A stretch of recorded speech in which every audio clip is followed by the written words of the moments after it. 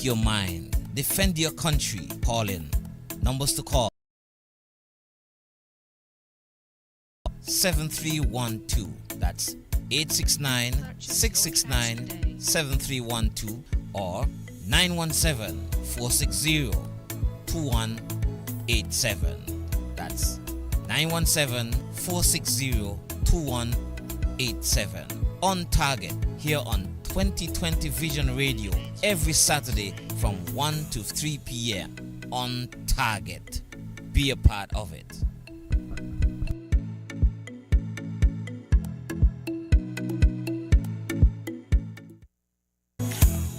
On target.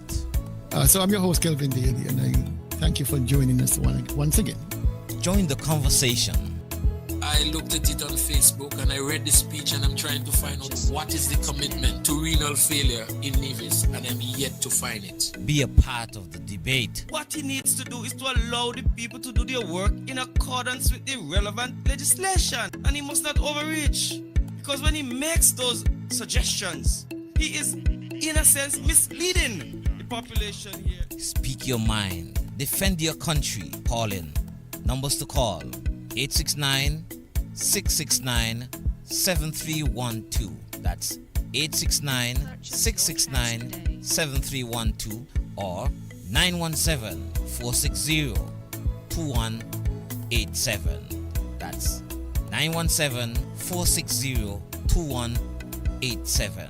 On target here on 2020 Vision Radio every Saturday from 1 to 3 p.m. On target.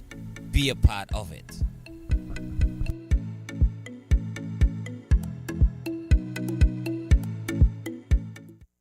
The views and opinions expressed on this program are strictly those of the participants and do not represent those of 2020visionradio.com or its advertisers. Let us put our hands together for Papa Wheeler.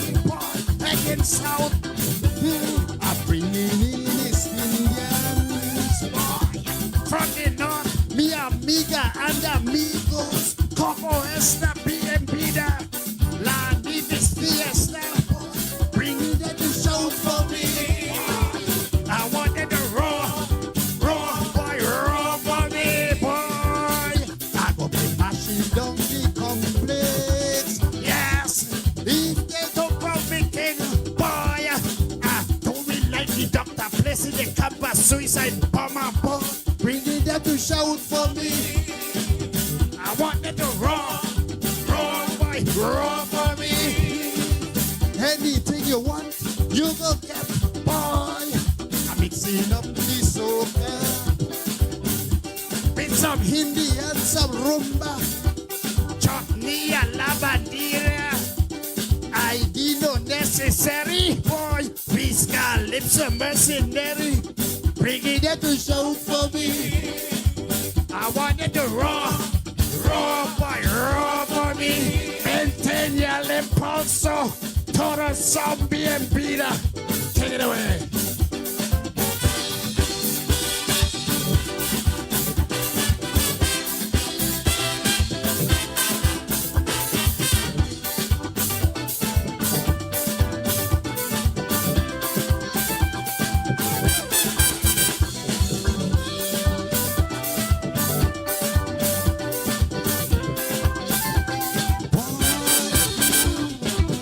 local fans decreasing. By the numbers they keep dropping. Nobody don't shout no more like they used to shout before. Boy, disgruntled fans they crumbling about promised songs. Fail on delivering. Start song and can't finish it. In standard English, singing stupidness, nonsense. Why don't you sing a song and again? Tell me what happened to me fair share when the money disappear. Ooh yeah, boy. Stuart, if in question here, bringing them to shout for me. I wanted to roll for me. I'm gonna be rocking down the complex. Yes, leave the no crown me king. Boy, I do me like the doctor, placing their campus suicide bomber. Bringing them to shout for me. I wanted to roll for me. I'm gonna be mashing up the complex. Yes, if they don't prove it, king, boy, I do it like the doctor, placing your campus suicide bomber. Boy, bringing them to shout for me. I wanted to roll for me. Anything you want, you go get. Boy, I'm mixing up the soca with some Hindi and some rumba, chutney and la bandera. I didn't know necessary. Boy, we got lips of mercenary. Bringing them to shout for me. I wanted to roll for me. Maintain your impulso. Todo zombie and Peter. Boy, take it away.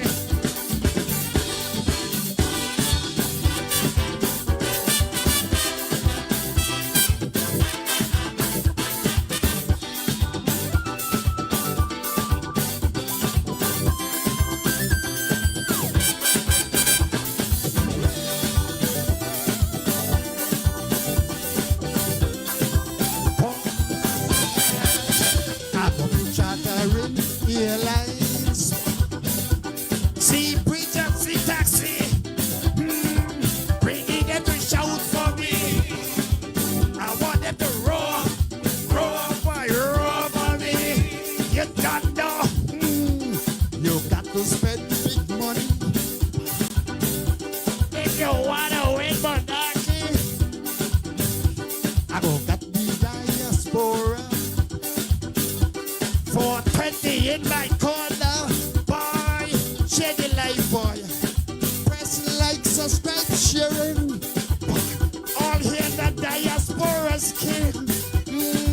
Your king go be knocking down your airport, knocking down hospital walls. Boy, training geothermal.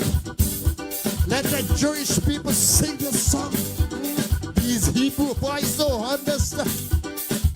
Becky, that you load for me. I want to roll for me. I'll be rocking down the complex. Yes, if they don't grow me king, do it like the doctor, president, campus, suicide bomber. Bringing them to shout for me. I wanted to roll for me. Anything you want, you go get. Yes, I'm mixing up the soca with some Hindi and some rumba, chutney and la bandera. I did no necessary. Please got lips of mercenary. Boy, bringing them to shout for me. I wanted to roll for me. Maintain el impulso. Todo zombie and Peter. Keep the momentum. Everybody is welcome. Thank you.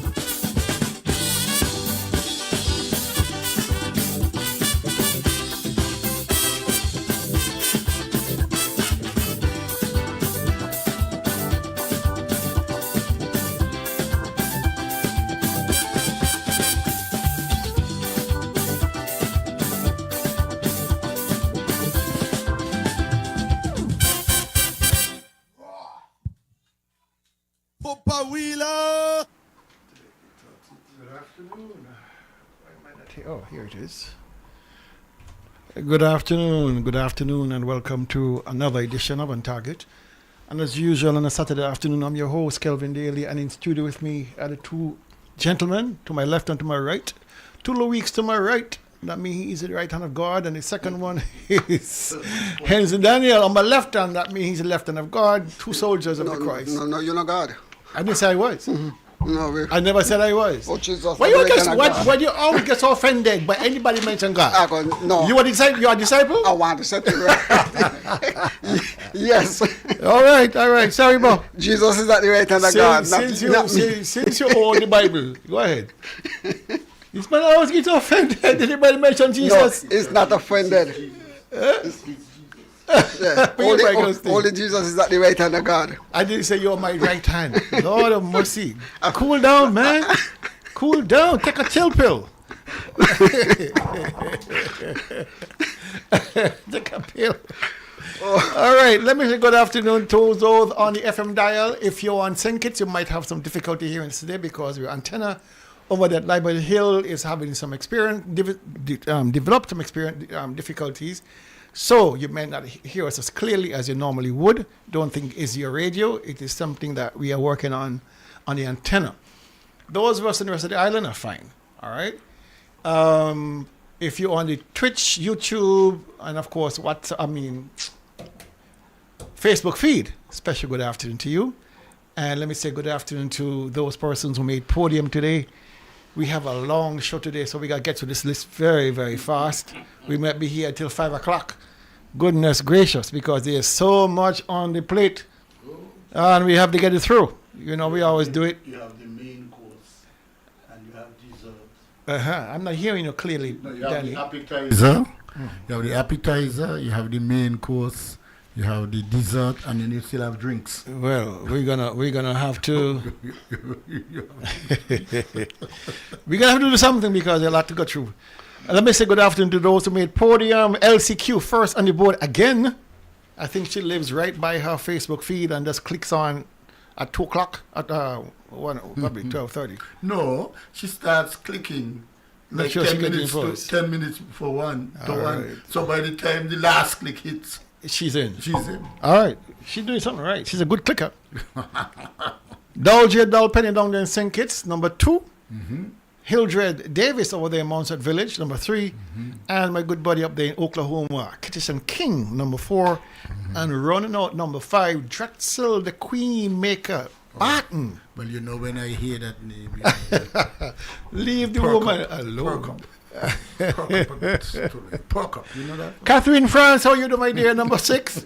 And Oral Joseph. I think I saw some pictures. You're celebrating something, but you didn't say exactly what. So I can't even say what it is you're celebrating, but I saw some pictures on Facebook. I hope you had a blast anyhow. Carlin Brister out there in Ramsbury.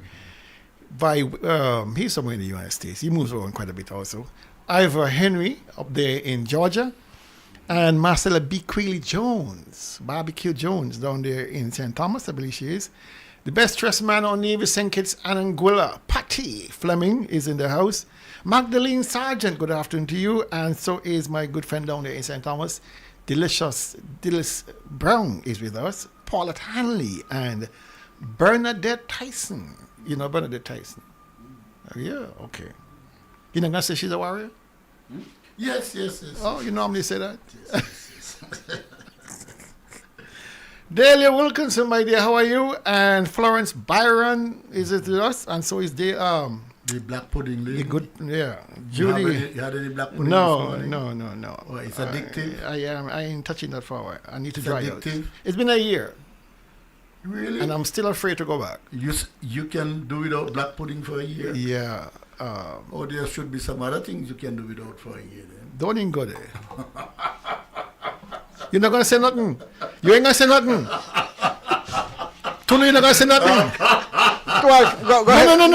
No. I'm not getting between both of you right now. No. Not say nothing. If I had to say something. Okay. All right. You see how you go? Problem. I'm not getting between both of you. Dog luck and cat luck. Two different things. Okay. Two different things, boy. I don't follow people to the things. I keep in track. Yes. Keep in track. Judy Cornelius Webb up there in Judy Cornelius Webb Estate. Good afternoon to you, Marcy Yelner up in Canada. I hope the cool weather is finding you really nice and comfortable. And Earl Mascall is with us. So is Gigi Williams-Keat, all the way down in Texas, I believe she is.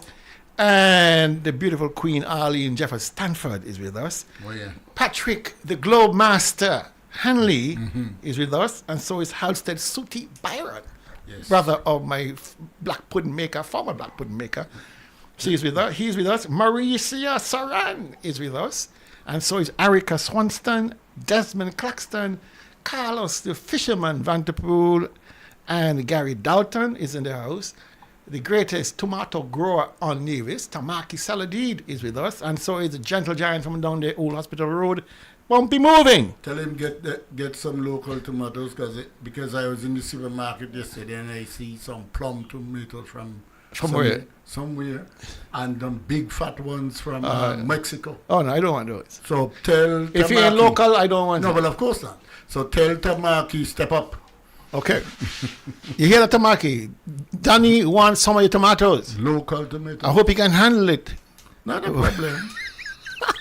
They provide phytochemicals, don't they? IDF, Ingrid Daniel Farrell up there in Virginia. Yes. How are you, my queen? And Jam Forbes is with us, and so is Vernie Dorr Williams. Don't say nothing, Danny. Do not say. Oh, she still looks nice. I tell him not to say anything. No, but you know, when we were going to school, she looks nice. She still looks nice. He has an addiction. Burl Jones, good afternoon to you. And good afternoon, Lady Penny Liebert, Mirth Williams, and Chanel Penny Myers, who celebrated her anniversary on Thursday, I believe. Yes. I was at that wedding. You were there? Oh, you sneak through? No. You looking family? No, she's from Cox, I get officially. Oh, yeah, everybody from Cox are related. Yeah. And you know what we say about Cox with the three things? Yeah. I can't remember. The Methodists, they're married, and they're NRP. MNN. Okay. Ermin Evelyn is with us, and so is Hugh Coolman David, and who else we have? Rio Tafari. All right. And Jeff Pemberton is with us. He just clocked on. And Janet Grell Hall over there in Budgeon Range, Coward Libert Ward up there in Hamilton. And Olivia David. Ooh, beautiful people today.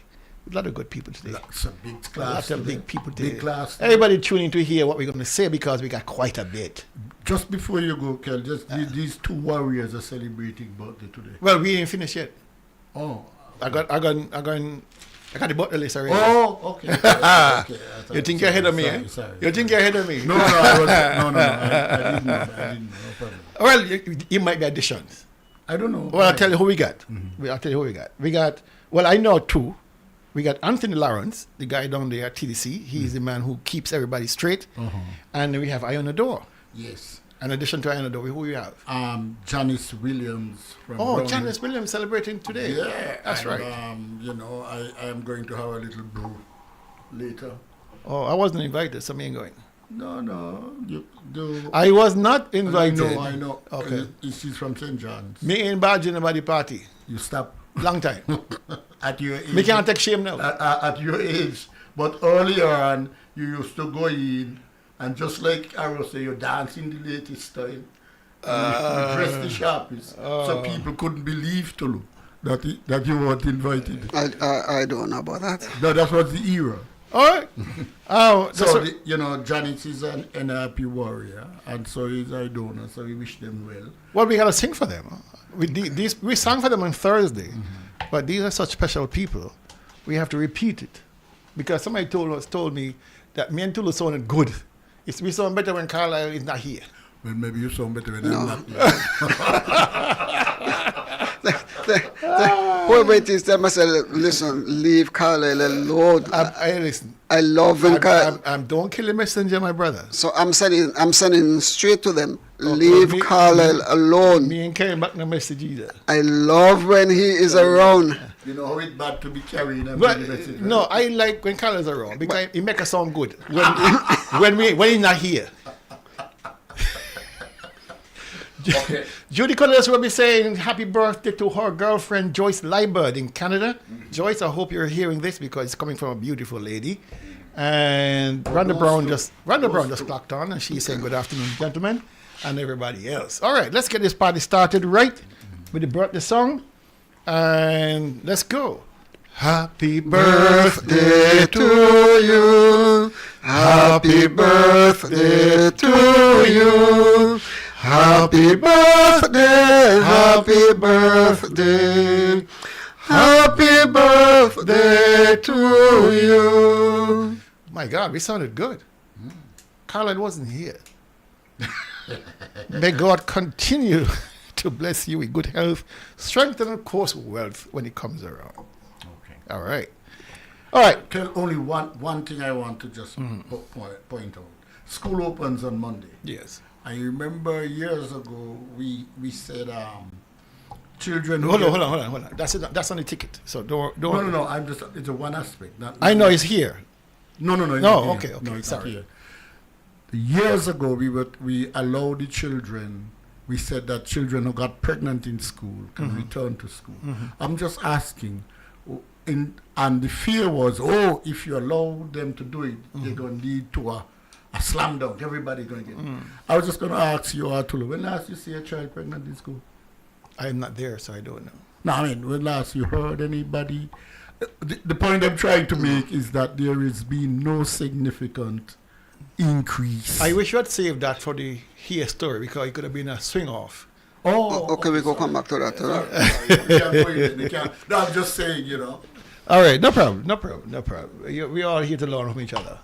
All right, just a reminder for those persons in New York, in the Bronx in particular, that the mix and mingle this evening is still on, and you'll be in good company with Dr. Hodge, Carlisle Powell, and of course J.D. Kane. So go out and support the cause. Make sure you leave something in the cash pan for them to fight the good fight. All right, when we get back here. All right, my good friend, my good friend Papa Paris called me just before I got to the studio. And he said, Daily, I am upset. I can't use piss because Tulo is here.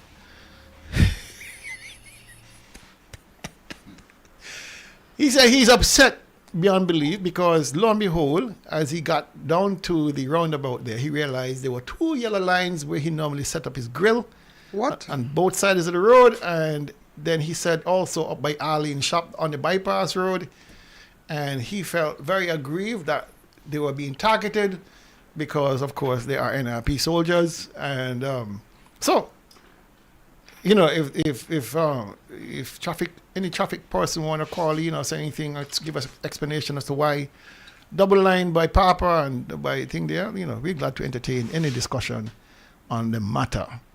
Another notice, not a notice really. I got a note, and I want to share it with you. Well, not a note. I saw it on Facebook, and I think it's worth talking about it for a brief moment. And it has to do with, we are back again to discussing whether children is as early as preschool should be required to have a certain hair length or a certain hairstyle. And this post was made and sent to Obi, and he of course put it out there, and there were 99% of the opinion were in favor of allowing the children to go to school. If you want to read the entire comments by the persons on the Facebook feed, you can do so, but I just want to read to you the note that was sent to Obi and which he reproduced. And he says, imagine in 2025, the government preschools on Nevis still require parents to cut their children's hair to be able to attend school. Right now, the education department is still asking parents to wait for a meeting sometime next week to determine whether they will be admitted or not. Bear in mind, schools open on Monday. I am talking about children less than 5 years old, with their hair nicely groomed. Meetings can be held virtually, but they are saying to wait on meetings that will be held in person. Now, one parent contacted me and said, listen, they tried to have a meeting with the permanent secretary in the Ministry of Education, the ministry officials up there, education, with the minister himself, Troy Liebert, only to be told that their hands are tied, that the decision rests with the Premier of Nevis. That the Premier of Nevis makes a decision as to whose child can come to school with what hair length and what hairstyle. Preschool. Preschool. Less than 5 years old. And the comments range basically saying, listen, children don't learn by their hair, they learn by their knowledge. Of course. And so I don't know what your opinion out there is on this thing. If you have an opinion, you want to call in and or send a message on Facebook or whatever. Because I find it a very vexing matter that if the school has rules, the school has rules. It's for the parents, the PTA, the pressure to put on the administration to modify those policies. But don't tell me the Premier has the power to say yea or nay to a child going to school based on his hair length. That's a little bit much. And Kel, just two things very quickly on that. The Convention on the Rights of the Child speak clearly to education and speak clearly to things being done in the best interest of the child. And I say, and also the other point I make is that this is paying attention to the fluff. In preschool, you should be thinking about establishing, making sure you have toy-lending libraries, reaching the children, reaching the unreached, and ensuring that there is maximum enrollment in the school. That is what should take up, so that, for instance, if you know there is a community, say Cherry Garden, for instance, we have a lot of people living, and you realize, well, these people, you have somebody on there going knock on the doors and say, well, what happened to your children? We want to get them in school early and so on. That is supposed to be the focus. What foolishness is this about length of hair? And that's when you don't know what you're doing and when you're not sure what education is supposed to do. All right. Tulu, any opinion? I heard a guy out of Jamaica with a quote yesterday. It says, when a person know that they know, follow him. When a person do not know that they don't know, that individual is a fool. I'm going to say right there. I want to read something that Gigi Williams-Keith wrote on Facebook. Since I asked her comments, it's worth reading. And she says, Troy is a total lapdog. You want to tell me everything must go through the Premier? Only Mark can run government? Okay then. We shall keep our knee on his neck. I just find it, if I was a permanent secretary in the Ministry of Education, or any ministry. That couldn't be to the minister. This can't be a good look. No. Because it shows total weakness. That a child as young as 3. You're discriminating. You're telling the parent, don't bring him to school until we have a face-to-face. What are you going to tell the mother? What are you going to say that you can't say then? Premier says. Huh? Premier says. And so everybody's afraid of the Premier? You can't make a decision and stand by the decision? If you were the permanent secretary, that would not even be heard. You would have enrolled the children in school. Then let them put out the children out of the school. All of these things are fluff. They have nothing to do with learning. And you know what is happening? You want them to get groomed with their hair until after the 2 years in preschool.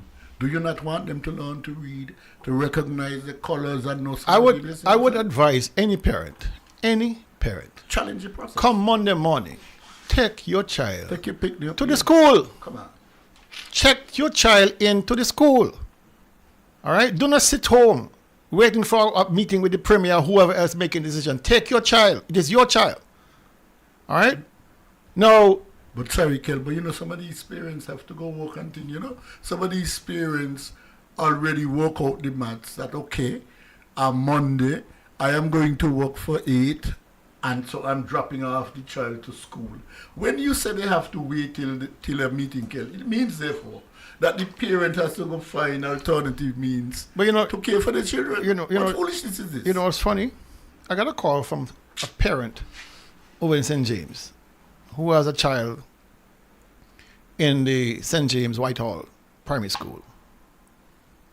And I was told that the majority of parents have written letters to HR. They have met with Troy Libard regarding what they feel is the unsuitability of the principal. That is a matter. In St. James. In St. James. Wow. They have been very vocal in their opposition to the return of the principal. What? Because of the tribalism that has developed in that school. Because of the victimization that's occurred in that school. Because of the unsettling, the instability that's occurred because of one person. Wow. Staff, the staff there, whether it's faculty staff or kitchen staff or whoever else, cannot see eye to eye with the principal. And so they have taken matters into their hand, met with Troy, wrote to HR. And Troy put up a hand and said, it is not my decision to make. Oh, come on. The Minister of Education. So why is he paid then? He's saying that this is higher than his pay grade. He can't move nobody. He can't touch nobody. I understand all your complaints, but I can't do nothing about it. Really? Really? The buck rests with the premier. So everything rests with he. So he's a one-man show. The buck rests with him. You told me several Yes, months I ago agree. everybody are afraid of him. Yeah. And this is exactly what is taking place. But Troy should not have said what he said. Troy should have said, listen, I am working with you.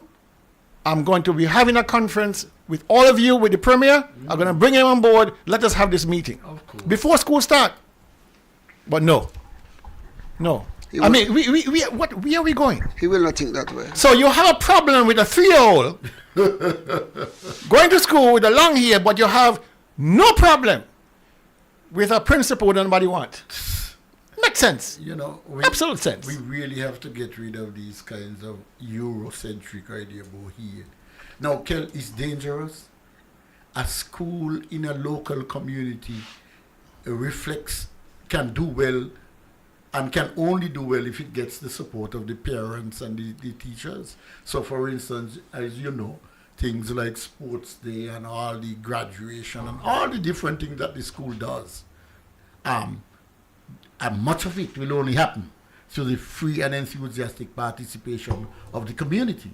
So if the community is saying, hey, take a shift, bring us somebody else, and maybe there is no, and if they document, and you say they put it in writing. It is in writing. And it means, therefore, that there is evidence, they have documented the reasons. Well, it behooves the minister to act. What Minister Troy must do, act and let the premier override him if he thinks so. But he will not do nothing to upset the premier. Who was on the show on Wednesday night with the premier? The premier needed a a comfort animal.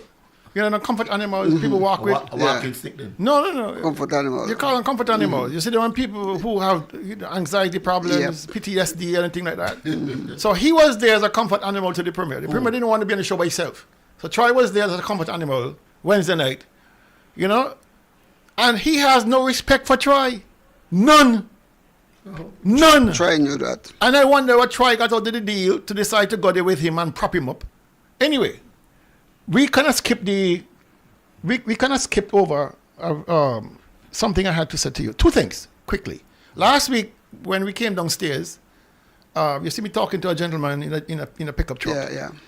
That gentleman there stopped in the middle of traffic to tell me thank you, because of my advocacy, I would hope, the prison farm now has a pickup truck. Yeah, true. Okay. With a promise to get another one or two. Okay. All right. So, we can take credit for that, Tulu. Raise awareness. Right? That's what it is. Raise awareness and call to action. And the second is, this week, I think it was Thursday, a very, very good friend of mine called me, Lornette Morton. Mm-hmm. No, it was Swanson Morton. Yeah. She called me and says, Dr. Lee, thank you. So I thought she was talking politics, but it was not that. You know, she thanking me for Tulu. She said to me, guess where I am? I said, I don't know. I'm by the bypass road picking cherries. I was to discuss that. I am by the bypass road picking cherries. The same cherries that we planted years ago. People are now stopping to pick cherries. Oh my. That is true because I drove down there Sunday afternoon after 5 and I saw a person there picking cherries and I began to think, I said, what if the Premier had continued to plant cherry tree or some sort of fruit tree that people can harvest rather than buying all these expensive palm trees and put lights on them, which are not beneficial to nobody. Because, there's a stark difference. One of the person that came out the vehicle, when they came out and they park up, they ran with a bag in their hand to the tree, not walk, they run because other vehicles were coming. I'm not sure, I'm saying, they might be thinking that somebody's coming to pick and they want to get. So the person ran to the tree with a bag in their hands. Well, that's wonderful. Yes. And, that brings me to, and something we should have done earlier, but we got ahead of ourselves, and I apologize for that, because we normally start with the health tip first. Mm-hmm. So here is a brief health tip, and it has to do with cherries. Okay. And these are called Bajan cherries. We call them cherries. Cherries. Right? So don't get all put out. Here in Nevis, cherries. But the right name or the given name is Bajan cherries. All right? Now, here's the beautiful thing about these cherries. You cannot find any fruit anywhere in the world that has more vitamin C per unit. What? Let me repeat that again. You cannot find any fruit anywhere that has more vitamin C per unit than cherries. No wonder people are craving and running to get on the trees. 30 to 40 times more vitamin C than an orange. What? I have to go stop. It's a superfruit. Yes. It's a superfruit. It's a superfruit. To get your requirements, your daily requirements of vitamin C from cherries, you only need 2 or 3. I used to eat them by the 2000. I'm telling you, by the buckets. Well, come on. We growing up, we ate them like and crazy. Vitamin C is not the only thing. All right? I'm going to read out something for you. 100 grams of cherries, all right? It's 100 grams, about 5 ounces, 4 ounces, has in 1,677 milligrams of vitamin C. What? You can eat it fresh, you can blend it, you can put it into smoothies, whatever. Mm-hmm. It keeps very, very well. All right? It boosts your immune system because of vitamin C. Mm-hmm. Mm-hmm. It's low in calories. 100 grams only having 32 calories. It's high, extremely high in antioxidants. Remember we speak about how important antioxidants are, because the antioxidants, they protect your body from cancer, low blood sugar, blood glucose levels, inflammation, degenerative diseases, anti-aging. It does it all. All right? It has also a large amount of B-complex vitamins. It has a modest amount of minerals, potassium, manganese, copper, iron, zinc. And, hey. All of that in 6 cherries? You can plant this anywhere in your yard. It doesn't need a lot of loving. Just plant it and watch it grow. You come out in the mornings and you pick a few. Or you pick a lot and put them in your freezer, in a Ziploc bag, you make your drinks. You cannot go wrong with cherries as part of your nutrition. I have a tree in my yard today. I was pruning it because it just had a big crop. I prune it back so it don't get too big. Right. And some it already has on flowers, ready to go again. With all this rain we're getting, it's ready to go again. And so I'm advising all of you. And they bear how much time it takes? Oh, they'll be a year round. Once they have enough moisture and things like that, they will bear. One crop in, one crop out. At least that's how mine bears. All right, so now, Kel, when you say that, I hope people would know. When you make the comparison between Cherries and the soft drinks, Coke and Sprite, and so there is you get nothing out of it. Well, that's a given. I mean, just remind people that the more nutritious thing is the cherries. Really, were you armed with that information you just gave when you and Hector decided to plant those trees? We knew how important cherries are nutritionally, but we also were looking for something that can withstand the weather and the animals and the pressure and all that. And so cherries and jujube were the ones we planted. Well, there was a whole lot of wisdom in that, because we are now hearing the benefits of those.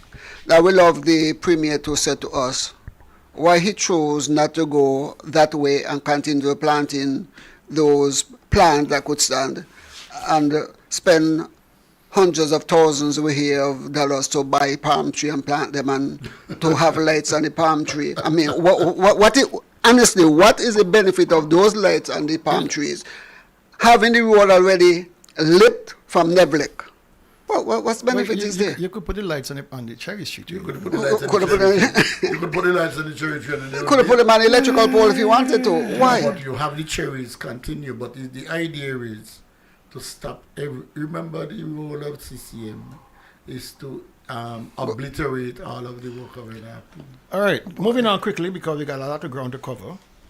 The Premier is away. He left yesterday. Gone again? And this time he gone to Atlanta. We don't know for what reason. So, and Eric is in Barbados walking up in the band, in the street, in the string band playing the greater. And somebody told me they saw a video of him jamming down Bridgetown. Yeah, the band. Yeah, and every time somebody say, hey, he started to walk up faster. Let me tell you upon Eric.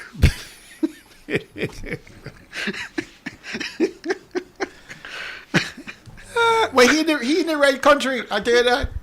He is in the right country. I mean, last night I was watching the cricket, right? And the Bayesian team come out in all pink pants, pink dress. Yeah, that's the uniform for this year. Okay. Hot pink. Yeah, that's the uniform for this year. I say, I hope Eric bring back one of them things there and wear it in Parliament. No, leave that. You're right. Tell him leave it. Anyhow, Spencer is now acting Premier until the Premier gets back here. I think Spencer probably going to be on duty until Monday, because the Premier gets back in on Monday. So Tuesday he hands over. But it's enough time.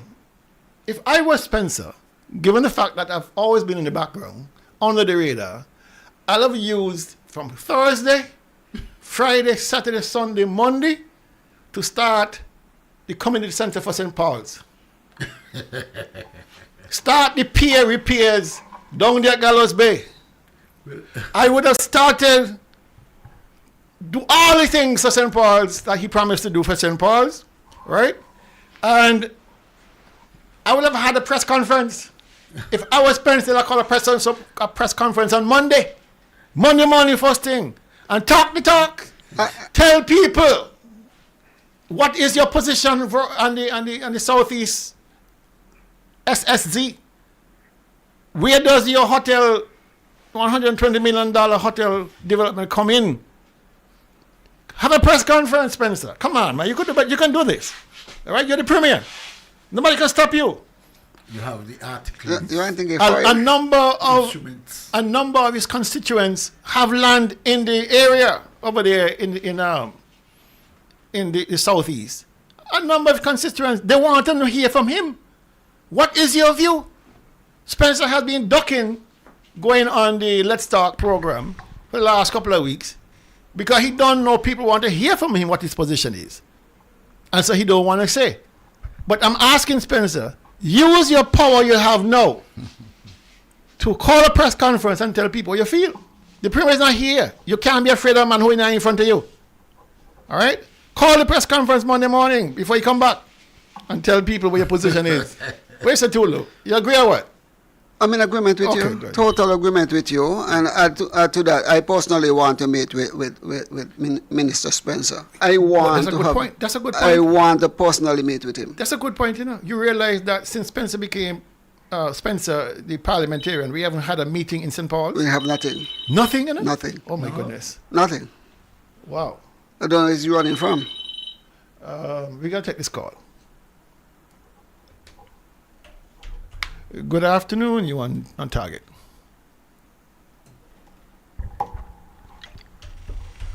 Thanks for your time. I really appreciate your time. Okay. You know, I support you a lot concerning the minister who is in charge right now. I support that a lot. All of that you have said about him, I support it a lot. You know why? I believe that that gentleman have more to offer to Nevis than any other ministers in government in Nevis. I believe he have a lot to offer. But he has to take a stand. And I support my spirit always second. Let me put it that way. Even before he went into politics, and I would say it plain, he deserves more than what he's getting from them. And I support him. I support wholeheartedly what you are saying about him. Talk. I think he has some lands to do with in that same area over there. As far as I'm concerned, he should organize and bring a protest march or something like that. He deserves that. He needs to come out and stand up. He already said that the farmer has given away to think it. It is true. So talk more. He deserves more attention. But Carlo, let me ask you something. Yeah. Spencer has been in office now since 2017, right? He has not stood up in any way to represent St. Paul's. I don't see it happening anytime soon either. Even though we are encouraging him. You say your spirit takes him. Right. I can understand a personal spirit.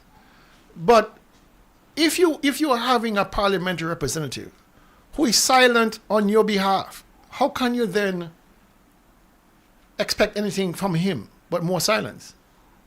But that's what I'm saying. So it's time enough that he get up and speak out. He needs to speak out more on the people who he is representing behalf. That's what I'm saying. He needs to speak out more on the people, not those who want for themselves. I hear you. So he needs to speak out more. I hear you. Thank you very much, caller. Yeah. Okay. I have two issues with Spencer. One, as the representative for St. Paul's, he has not represented us. And I find it offensive that since he has been the minister, I haven't had no input from him, no community walkthrough, no visit. That it was something that Hector was doing. He was regular in Hamilton area, speaking with the people, hearing from the people what happened. I haven't seen Spencer. Spencer only come around when it's election time. The second problem that I have with Spencer is the fact that he took our money to design a hospital, which is a disaster. And he knew that he was incapable of designing any hospital. But he went ahead, did whatever he did, as far as I'm concerned, just for the sake of the money. He has gotten his pay, walk away with his pay, but we still haven't had a hospital, or nothing close to a hospital. Those are my two major problems that I have with him. Okay. Two good problems. Now, I was having a conversation with a friend of mine on Friday, who normally tunes into Zook's show on Vaughn. Zook got a show? Yeah, he got a show. Friday afternoon, I think at 1 o'clock. And I said to him, well, why aren't you listening? He said, Zook's preamble was, nobody better call and ask anything about no land. Because he don't know nothing about no land. He not got no land story to tell nobody about no land. If you plan to call in to ask about land, no call. Because I don't know anything. And he perhaps he's right. But he voted for the bill. Exactly. He voted for this special sustainable zone bill. He, Eric, and Mark. How do you mean you don't have nothing to say? You don't have nothing to say. Somebody said the Prime Minister said that when they questioned him at his round table, I think it was Wednesday, he said that he didn't mention anything about any lands in the south of Nevis. So nobody trying to blame on him. But he right?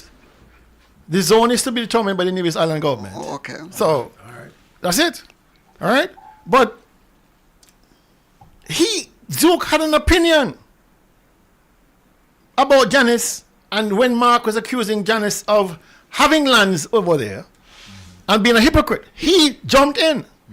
Had all to say. He made a comment. I'll tell you what he said too. I have it right here. He says, Nevisians are slowly but surely finding out what a deceiver she really is. Time will tell. This is what Zook said. Time will tell. All right? Janice is a deceiver. Well, my brother, Zook, you listened to the premiere on Wednesday. He didn't invite you to come with him. He invited Troy. So that tells me where you are in his... in the scheme of things. You deserve... Janice deserves an apology from you. Because Mark came, his whole premise, get our popcorn. We're going to be blasting this thing here on Wednesday night. I have all the receipts. So who feeling froggy, we're going to deal with them. Wednesday night, I looking at the clock and saying, boy, you almost finished. And nothing to say yet. He always talking about the will, last will and testament of Sir Simeon Daniel. That's another story by itself. But how you, as a premier, Private people thing, can live this down, having built up the hope of Nevisians to see this great reveal, and then dud nothing.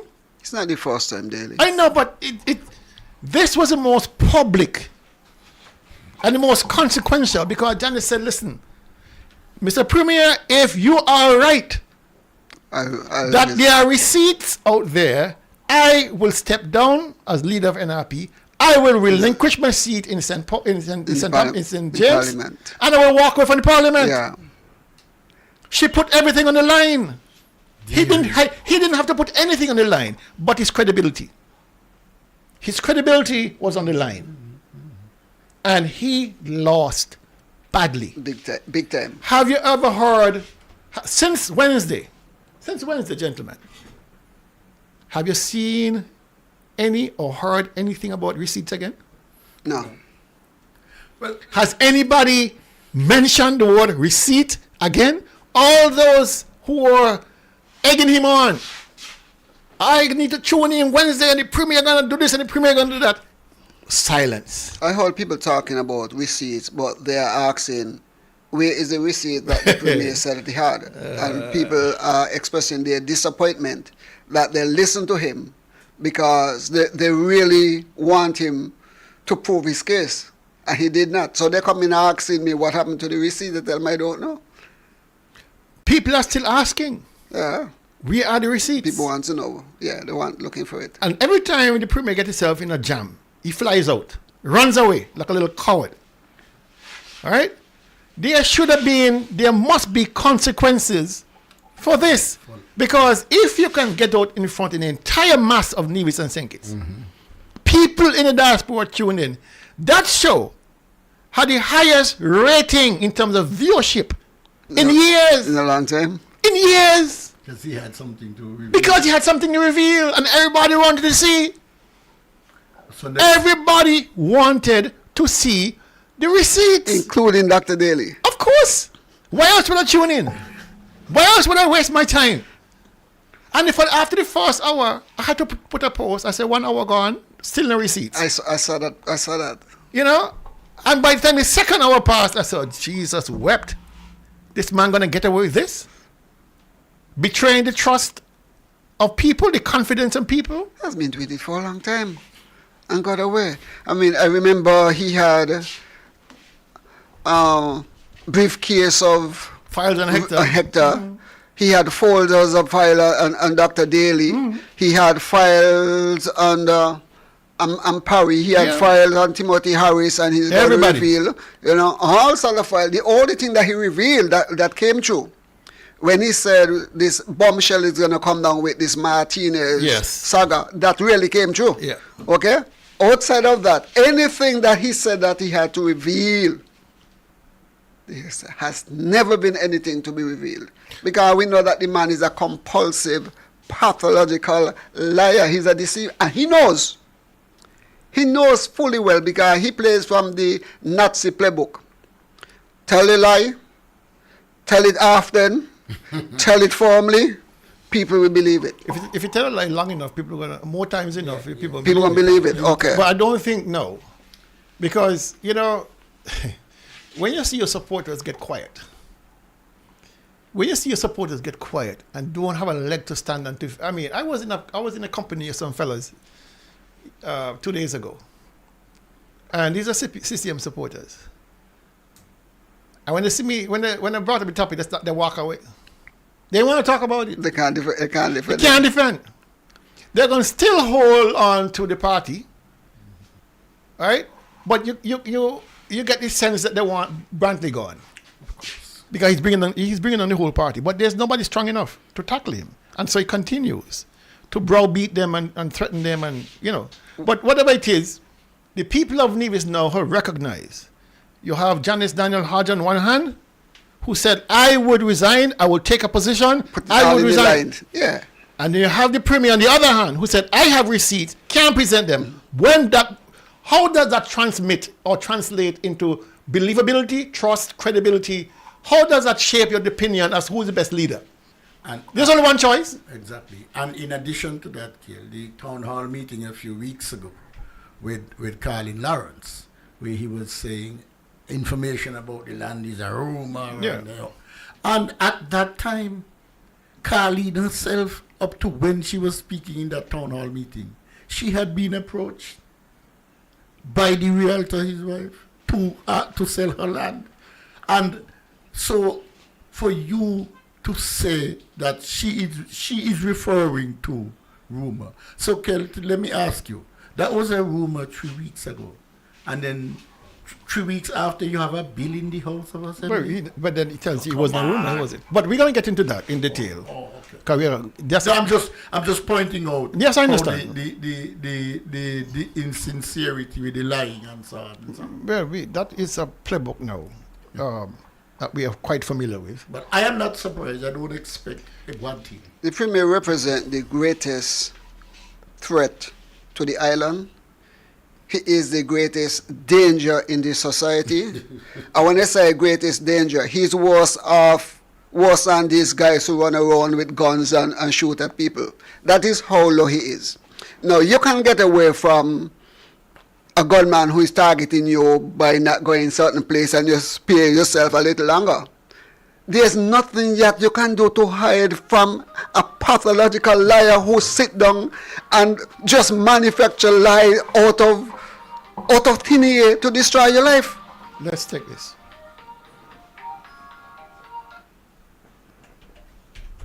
Good afternoon, you're on target. Dr. Daly, good afternoon. Good afternoon. Mr. Daniel and Tula, good afternoon. Good afternoon. Good afternoon. Dr. Daly, if you're following closely, this sale that was referred to with the receipts happened, over a year ago? Yes. Okay. So how come receipts can be produced now when the person didn't know anything about what was going on? There was no commitment. He didn't know what the investors were doing. Where are these receipts coming from? And if anyone who knows about the contract will understand that the funds do not go into the hands of the seller, where are the receipts going to come from? Receipts for what? I mean, if you follow this whole thing, it makes no sense. It's like walking up a hill and every step you take up, you slide back down. Because nothing makes sense. Nothing makes sense, and divisions need to listen and listen very closely. Pay attention. Don't listen to no story nobody bring you. Listen yourselves to what's being said, because it all makes no sense. All right. Over a month ago, nobody knew anything about anything. Investors hadn't come to anyone about anything. And all of a sudden, receipts can be produced for a sale that happened over a year ago for these same lands. Where's the receipt coming from? All right. Who was the money paid to? Who is doing the receipts? Important questions, and I can't answer them for you because they don't exist. So thank you very much, caller. You're welcome. What the Premier did on Wednesday is give us another indicator of how cold-blooded he is. Well, come tell stick up in there for a minute.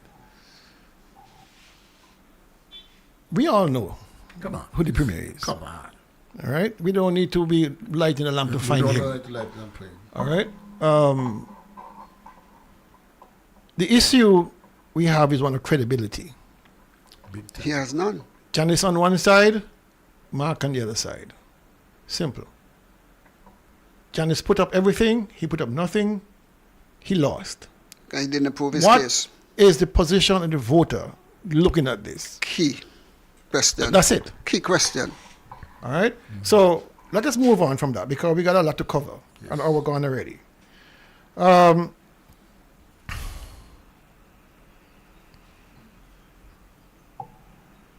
The Premier on the questioning on his Wednesday night program, I don't have the tape, but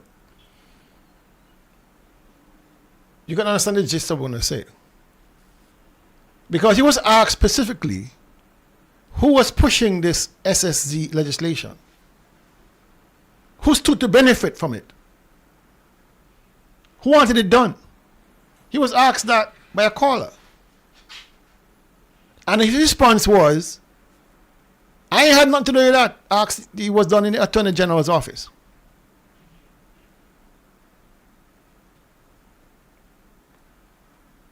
It was done in the AG's office.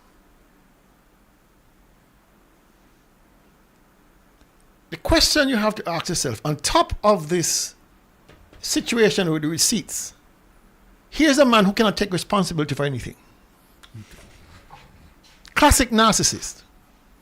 Cannot take responsibility. And I ask again to the people of Nevis, who do you want? What characteristics of a leader do you want? Do you want a man who cannot take responsibility for his actions? Or do you want somebody who can own up to mistakes and move on? Do you want somebody who promises you one thing in public, knowing that it doesn't exist? These are character flaws. These are serious, serious character flaws. And if you saw these character flaws in your other half, you probably walk away. True. You probably run away. You probably say, I ain't taking no chance. If your significant other is not credible, not trustworthy, not dependable, can't take responsibility, what do? You stay there and cuddle up and pretend everything is right? Or you move on? But Dr. Daly, in light of all that you're saying there, and you're so right, the Premier himself answered all of those questions that you put out there. And he said, yes, in spite of, not denying, in spite of all of the shortcomings and all of these failures and my incompetency and my badness, the people still vote for me. No, so he has not denied. He accepts that I'm absolutely no good. I am incompetent. I have not produced. He accepts that fact. But he said, Daly and Tulu and Hensley and Carlisle and everybody telling the people about me, but the people still vote for me at every time. Mm-hmm. You know what he's saying? The people do not care what I do. They do not care what I said. They do not care about my performance. All they care about that I am inside there as the leader. And so he has no responsibility. He has nothing to run from. But I'm sure that the last election would have given him a wake-up call to let him know that there's a shift. What troubles me is that there are persons who would have supported him, who are saying no, they're not supporting him. But their argument is that they're not going to vote. That's the troubling part. So listen, if you're saying that the man is a failure, the man is absolutely no good, the man is only after himself and his family, and you're telling me that you're not going to put an X to remove him from there, then you're just as bad. And I tell people straight up to their face, you're just as bad as him. You have not done anything to change. When you says to me that I am going to register X against him, then is when we are talking, then is when it means something else. Just sitting home and doing nothing makes no sense. That's an endorsement. Gentlemen, thank you for that. I want to spend some time looking at the legislation. Thank you. Because we have not really dug deep into it enough for the audience to understand. I've read it a few times myself. All right. So I want to take a moment to go through part 3. Part 3 of the SSZ legislation. Specifically, part 3 development agreements. Item 5A and 5B. Item 5A, conditions precedent to development agreements. 1, listen carefully. The zone developer shall present an economic analysis by a reputable economic advisory professional, firm or institution forecasting that the proposed special sustainable zone is likely to generate long-term economic opportunities, create permanent employment, attract foreign direct investment, and generate revenue for the benefit of the people of St. Kitts and Nevis for at least 10 years. Item B, the zone developer shall present plans to develop the necessary infrastructure, utilities, and facilities within the special zone. Now, here it is. Who are the zone developers to submit this plan to?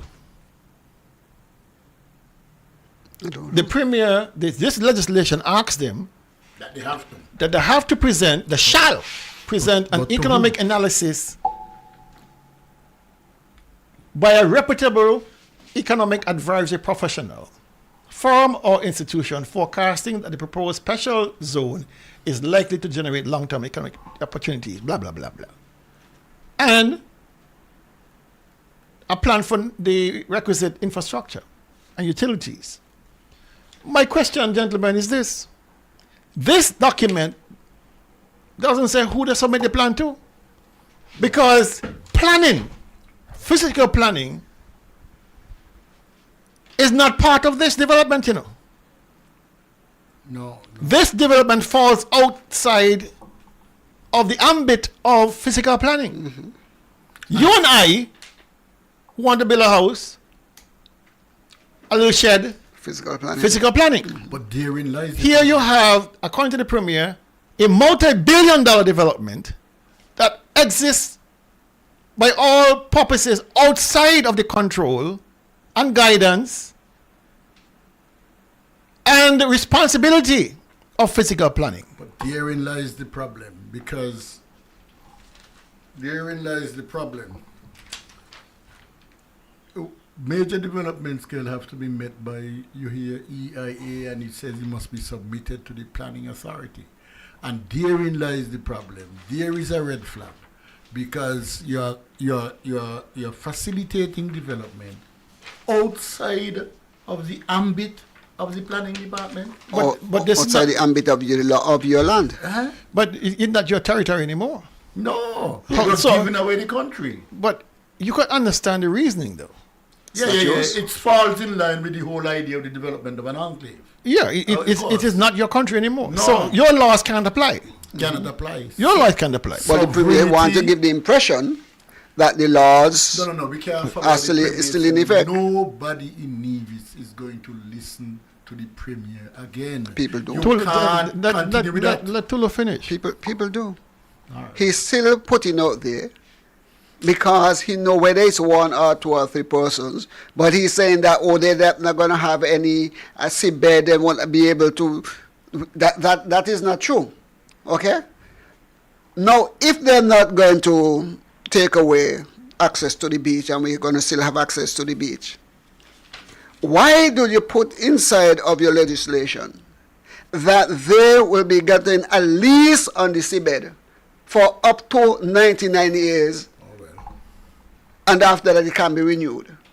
Again, the Premier has been lying through this whole thing. Dr. Daly, go ahead. The item E on the same thing, it says, where necessary, leasing of adjacent seabed, provided that no such lease shall have an initial term of in excess of 99 years. Okay. But may contemplate renewals beyond the initial term. All right? So, Premier is denying that. Sorry, DK. Let me just back up one bit before the seabed. You notice the development says, I read this thing myself. Only 10 years you got to satisfy. Only 10 years you got to satisfy the revenue and all of that, the economic thing. 10 years. And you're going to give somebody a portion of your country to do. And you only have to satisfy 10 years? Yeah, for revenue and whatever economic thing. 10 years. I want to get into some personalities. There are two major personalities that are involved in this Southeast development. Two major personalities. One American and one Belgian. The American gentleman, Roger Roger Veer, and the Belgian, Mr. Olivier Janssens. Those are the two principals. All right? And I want to read to you what comes off the international press concerning what these gentlemen want to do on Nevis. I'm going to read to you. Speaking about Roger Veer now. Roger Veer, a controversial figure in the cryptocurrency community, has teamed up with entrepreneur and cryptocurrency evangelist Olivier Janssens to create an entirely new country. There will be no government in this country. It will be built on the principles of the philosophy of anarcho-capitalism.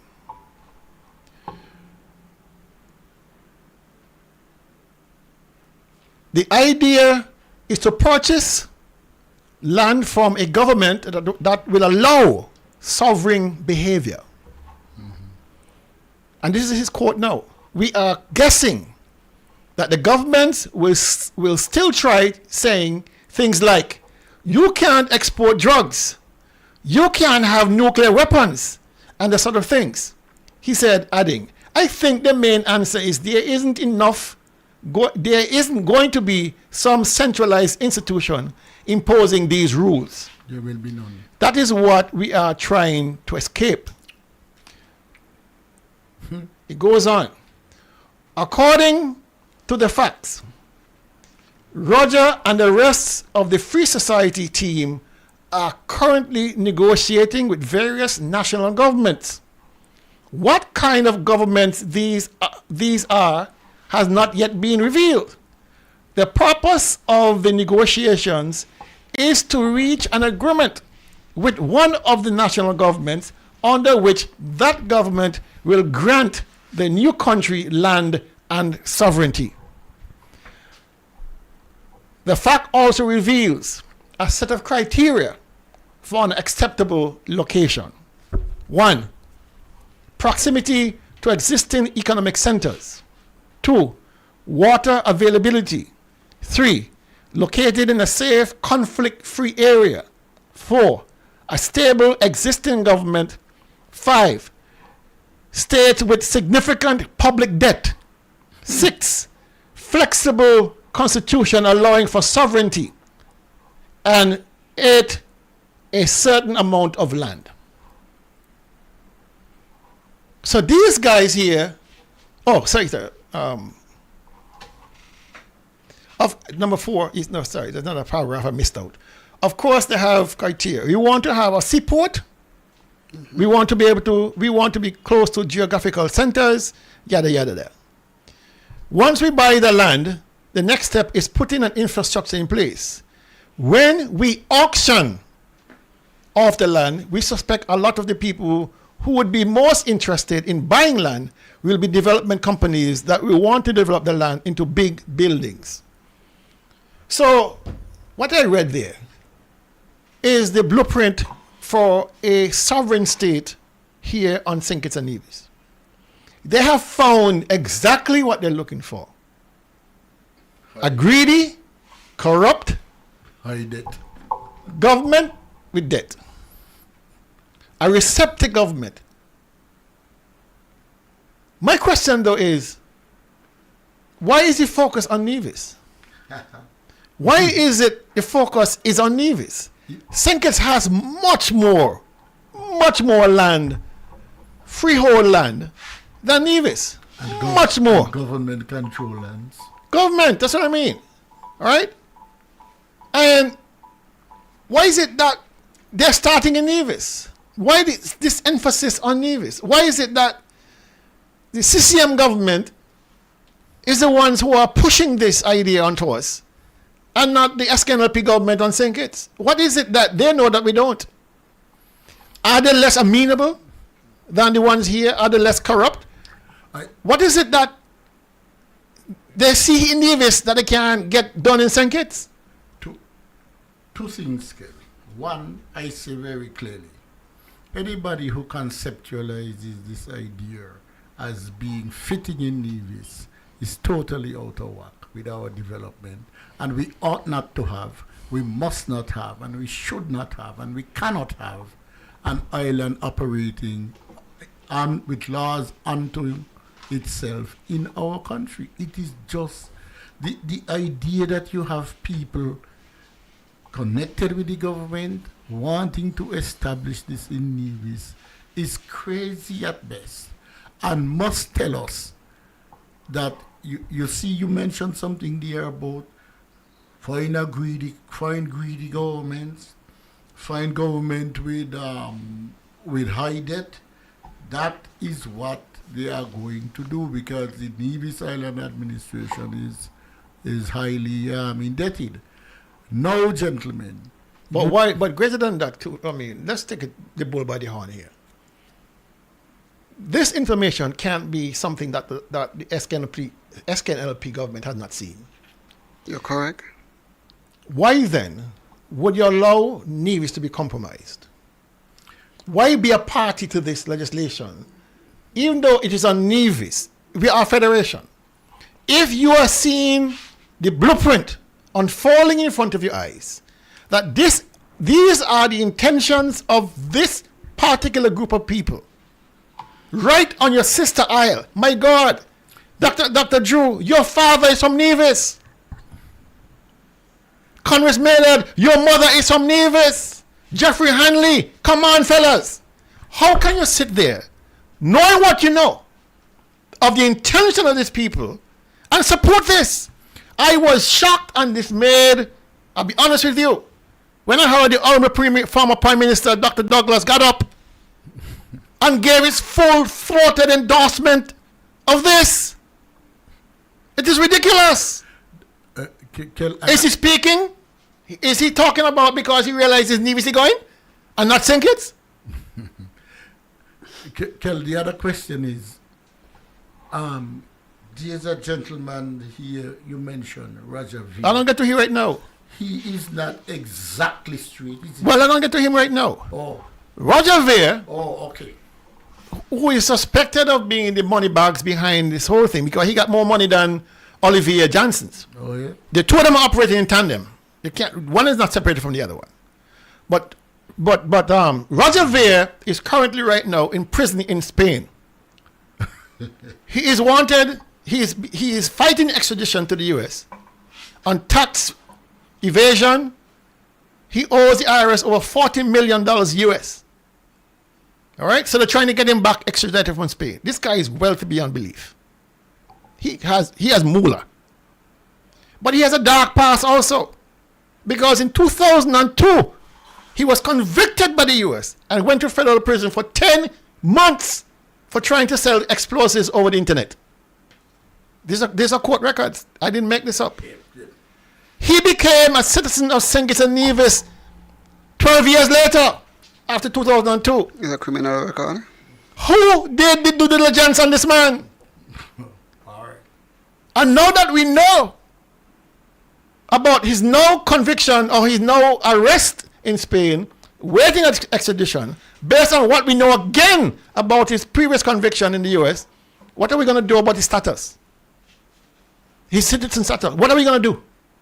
Are we brave enough to withdraw it? Is Dr. Drew brave enough to call it back? No. Don't expect Mark to do it because Mark said, I don't know who Roger Ver is. His name is not on the list of investors he see for the SSZ. He ain't see his name. So I guess he don't exist.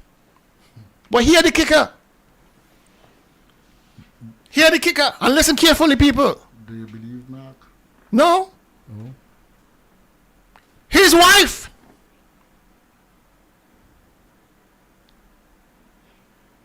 sold, I can figure here, 80.4 acres of land up there in Saddle Hill to the same Peter, to the same Roger Ver. He now holds 80.4 acres up at Saddle Hill, part of the SSZ proposed. A criminal. So how Brantley can say he don't know who Roger is? Well, we know Brantley lie. How Brantley can say he don't know who Roger Ver is, and his wife, a woman who allegedly lays down in the same bed with him, share the same pillow with him, who has benefited bigly from the 200 odd people she has been calling to get their lands as part of this special zone, already collected over $2 million from the land she was able to sell into the SSZ in Hickman's, Fothergill's, Webb's Grounds, and Bachelor Hall. Over 94 acres gone. I suspect those went to Olivier Johnson. Because the Olivier Johnson and Peter and Roger Ver, they're working together. Closer together. So they're doing this kind of pincer movement. You grab here, I gonna grab here. So how Brantley can say he don't know who Roger Ver is? And it is suspected. You remember the picture he had on the yacht? Yeah. It is suspected that that wasn't Drahi yacht. It is suspected that was Johnson's yacht. But Kel, so when he said he don't know anything, that his wife is innocent in all this, the Premier has a history of saying he has a history of doing that. He was in a government for 7 years. He said that he did not know what the government was doing. He was a director of a company, and the people that went to jail, and he said he did not know what the company was doing. He don't know nothing. I want to give you the specifics. I want to give you the specifics about the land up there on Saddle Hill that was bought by Roger Ver. Yes. 2 pieces. One was 74 acres. One was 6.4 acres. If we go by the nominal fee, the nominal per acre that we've been doing, $5.61. $5.60 per square foot. Per square foot. The commission collected by Mrs. Brantley was $1.4 million minimum. $1.4 million. Cool yourself. 2 pieces of land. When you add that to her commission for the 94 acres at Hickman, Fothergills, and Bachelor Hall, that's another 1.2 million minimum. So in total, you're looking at a woman who just walked away with a minimum of $2.6 million hard, cold cash. This is why our ruler is fighting so hard and so desperate. One, want it here, and two, trying to hide that he don't know, and that there is no a reality to this issue. It was just a rumor, because he do not want the people to understand how his family stands to benefit. What you say, Bigley? I could tell you something else.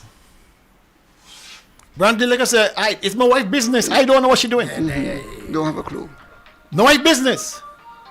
And if you're seeking... What if I tell you that the same Mark Brantley there was reaching out to people in the diaspora, putting pressure on them to sell? He too? He was involved in his pressure tactic to get people to sell their land. That same Mark Brantley there. Like come and say I lie. So when he say it's my wife's business, they're in this together. Yin and Yang, Bonnie and Clyde. No disputing that. Bonnie and Clyde. Let's take this call. Good afternoon, you on target. Yeah, good afternoon to the listening public. Question. Good afternoon. So we like to know who do the legal transfer for these lands.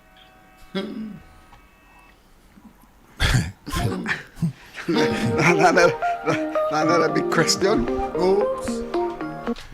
Good afternoon, you on target. Good afternoon, you on target. Hello. Well, we meet. It must be a Mark Brantley calling. We want him in. So the person is asking about the legal transfer.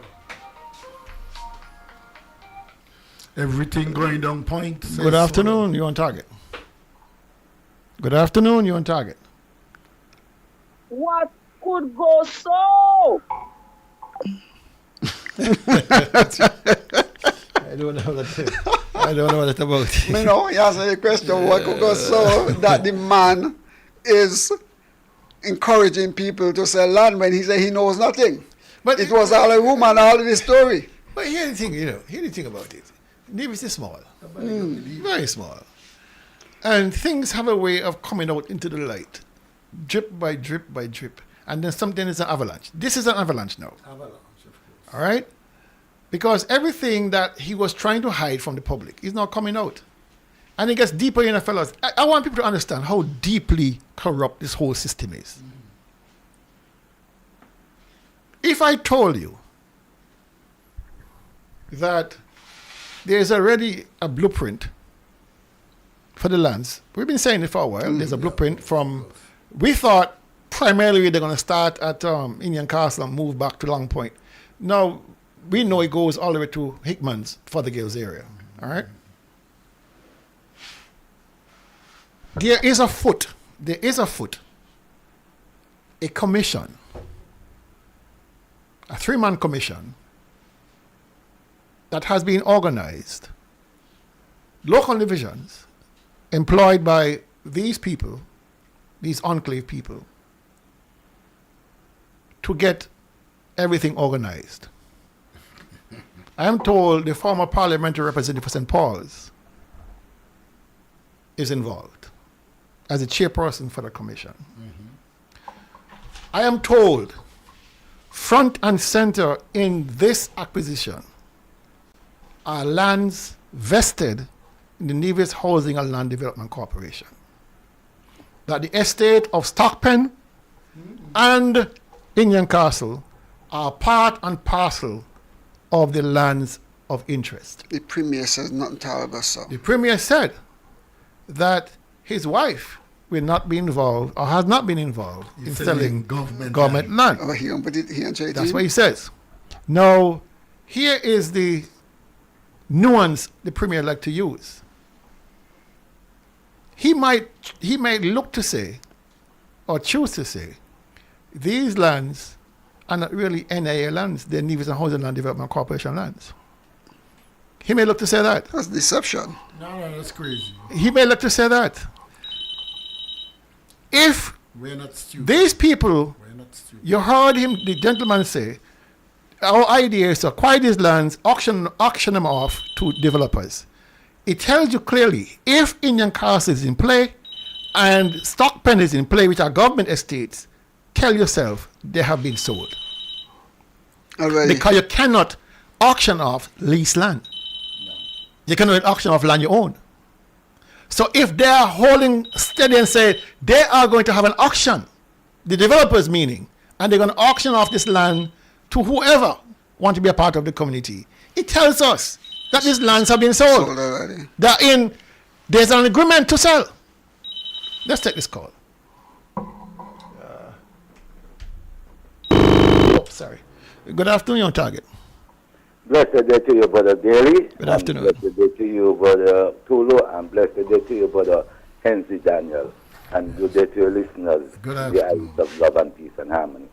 I heard you make some reference and an indication about the position within this movement that is outlining within this, the sale of land that in the Navy shores. But I would like to ask, I heard you say since 2002 something that was outlined there, and then 12 years after. So in 12 years after this deal come into place, why is it that we people know in all of this year and still fall in the loop for this whole danger that is applying upon the people of Sinkis and Nevis? Greed. Simple answer, greed.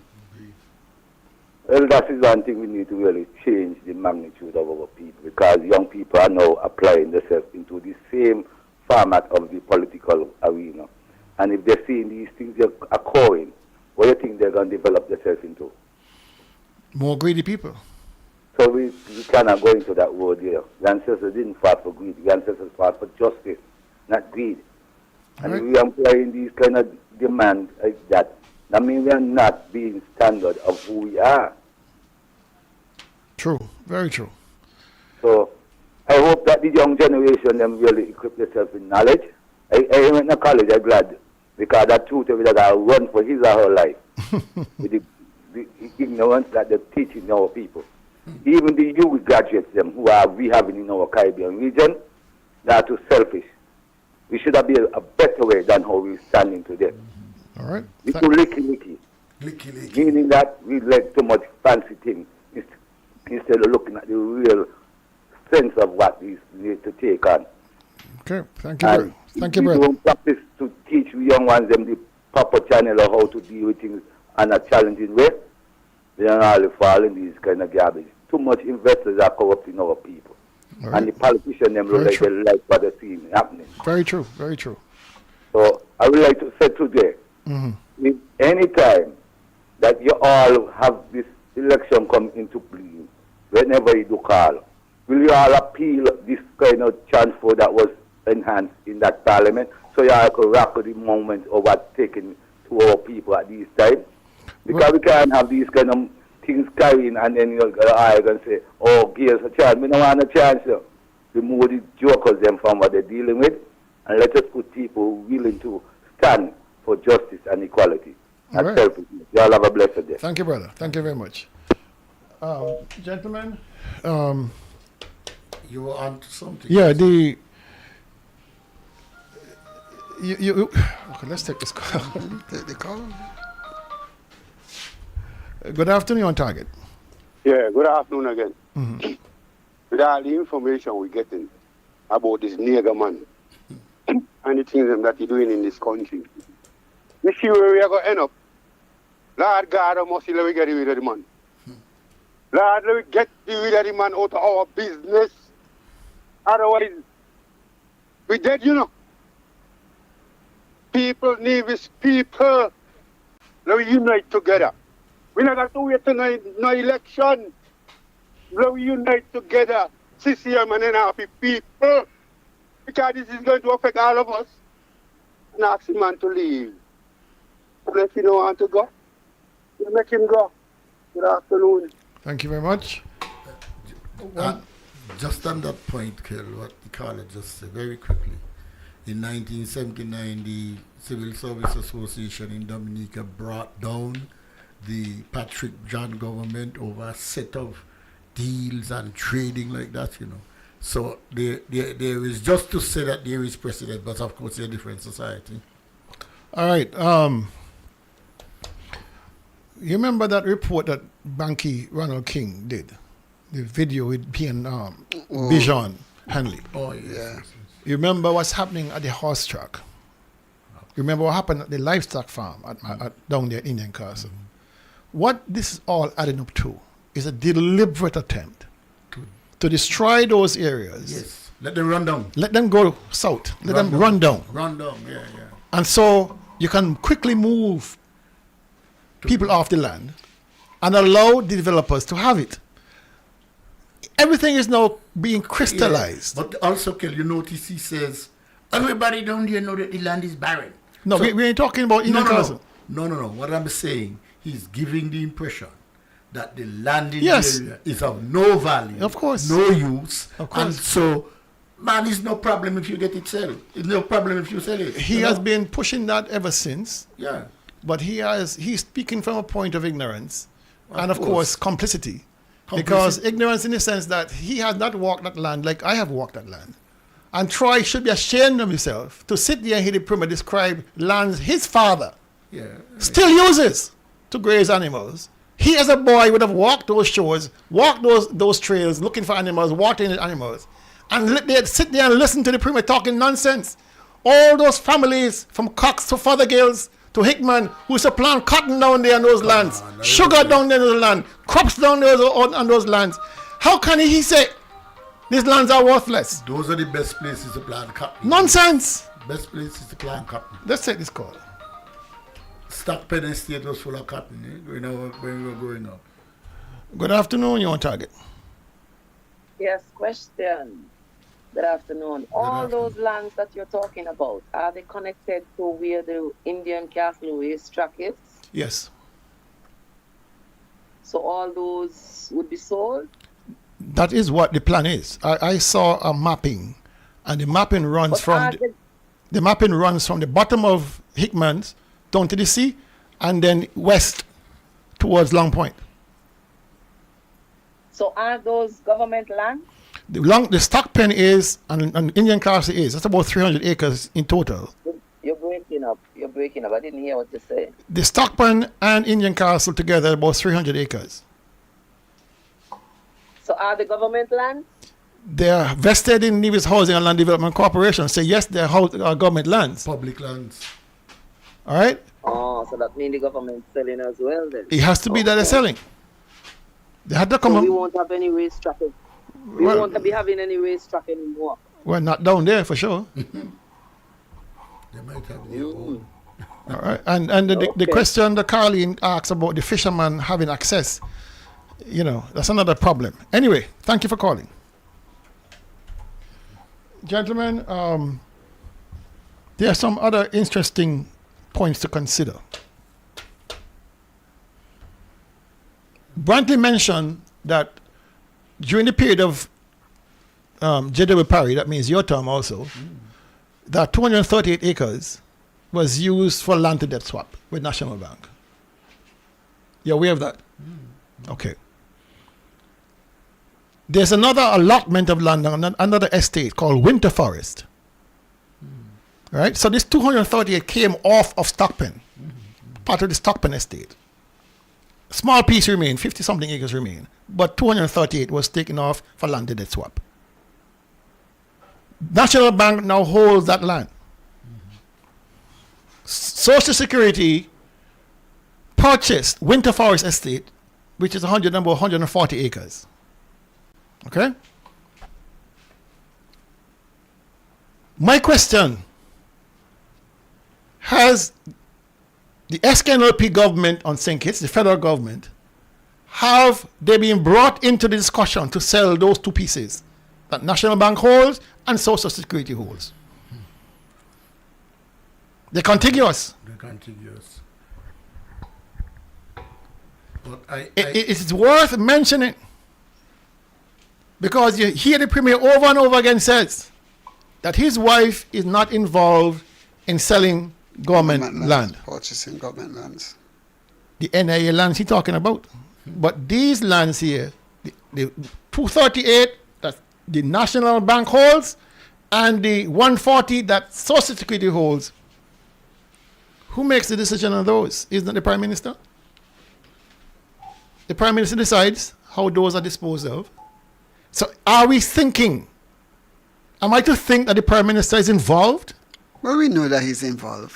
Are we to believe that the Prime Minister is involved knowingly that the 238 and the 140 will be part of a SSZ?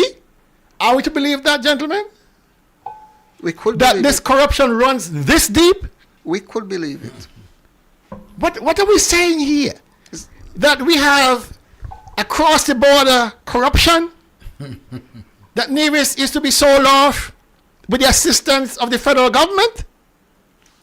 Are we saying that? For we to think other than that way, we have to believe that the Attorney General's office did this whole legislation without any input at all from the Premier of Nevis or anybody else from Nevis in the Nevis Island administration. And since we know that, then it stands to believe, yes, that the Prime Minister and the Premier are in cahoots in taking away our lands. You know what's funny about this whole thing too? A friend of mine told me the Prime Minister got phone calls from concerned persons regarding the statement by Mark Brantley that the AG is the one who crafted the legislation. And he wanted to hear it for himself. And so persons obliged and send it to him. Mm-hmm. The clip of Brantley saying, is the AG who did it. Have you heard a response from the Prime Minister? I'm waiting to hear from both have the you heard a and the response AG. From the, you have heard anything from the AG? I'm waiting for the two so of them. He has thrown them under the bus. And they're taking it like that? No answer? I find that very hard to believe that these gentlemen will not respond and say, not a thing or so. It was your idea. Who are they protecting? They are not Martinez. And better still, why are they protecting? It tells me there's more in the mortar than the pestle. Run off the horseback, run on the down to the horse. Because if indeed National Bank is involved, and if indeed Social Security is involved, this is a worldwide federation conspiracy. So the best thing to do is keep quiet. Let Brantley bang him out. Say what you want to say, but we have more to lose. So we're going to keep quiet. We have to think that those two pieces of lands are involved because the Premier made it abundantly clear. 500 acres is off the table, but the people target zone is two, okay? And so those lands very well in play. Good afternoon, on target. Yes, but on the Prime Minister's press conference that we had, didn't he say he's not touching that issue? He's not touching it? He knows why. He knows why. He must know why. So, is he not touching it because he's complicit? Or he's touching it because he don't want to get involved? But he's involved. Okay. He passed it out. Let me ask you a question, Daily. Since you talk about those two bits of land, is Spencer land a part of the play, inside the play? That's what we need, a town hall with Spencer. We need Spencer to have a town hall, it may be in the a press conference on Monday. It might be in the window forest. To answer whether his part is involved or whether he's going to hold out and keep his own development going. Two things I want to ask you. There's a 3-member commission. Yes. Chaired by a former parliamentarian. Yes. And so their job now is to slap everybody over the head and get the thing done. Their job is to make sure this project comes off the ground. Okay. Now, in relation to Mr. All divisions. All divisions. Yes. Yeah, of course. Yes. Of course. These are what you call the house slaves. Okay. These are the house slaves who are being employed by the master to go out there and tell and the rest of them, find out all who running the boat. Those who can be bribed, see if you get them bribed. Those who can be shut up, see if you get them shut up, and move on. The other question, Kelly, is, you see a thread anywhere running between Mr. Veer, the movie fella, the fella who has a hotel here? Where we find all of these people? Why are they coming to Nevis? How they find us? Birds of a I feather. have not heard of a single clean, I mean, come on, a reasonably clean person. Everybody come here from jail. Where they going? How we get so? Hold on. What is this for me? When I'm going anywhere. Come on, hold on, sir. Good afternoon, on target. Good afternoon, sir. Good afternoon, sir. How are you? Excellent. You talk about National Bank and Social Security. Aren't they autonomous organizations? Come on. You're being facetious. Are you suggesting that the Prime Minister directs Social Security and National Bank? I am saying exactly that. I thought National Bank was listed on the OECD Stock Exchange. Well, they are. Okay. On another matter. You're suggesting that there's some, shall we say, conflict of interest with this whole thing, right? Yes. Well, there is no conflict of interest, Okay. because the person who gives the permission is the Prime Minister. And the Nevis administration only has the power of veto for projects in Nevis.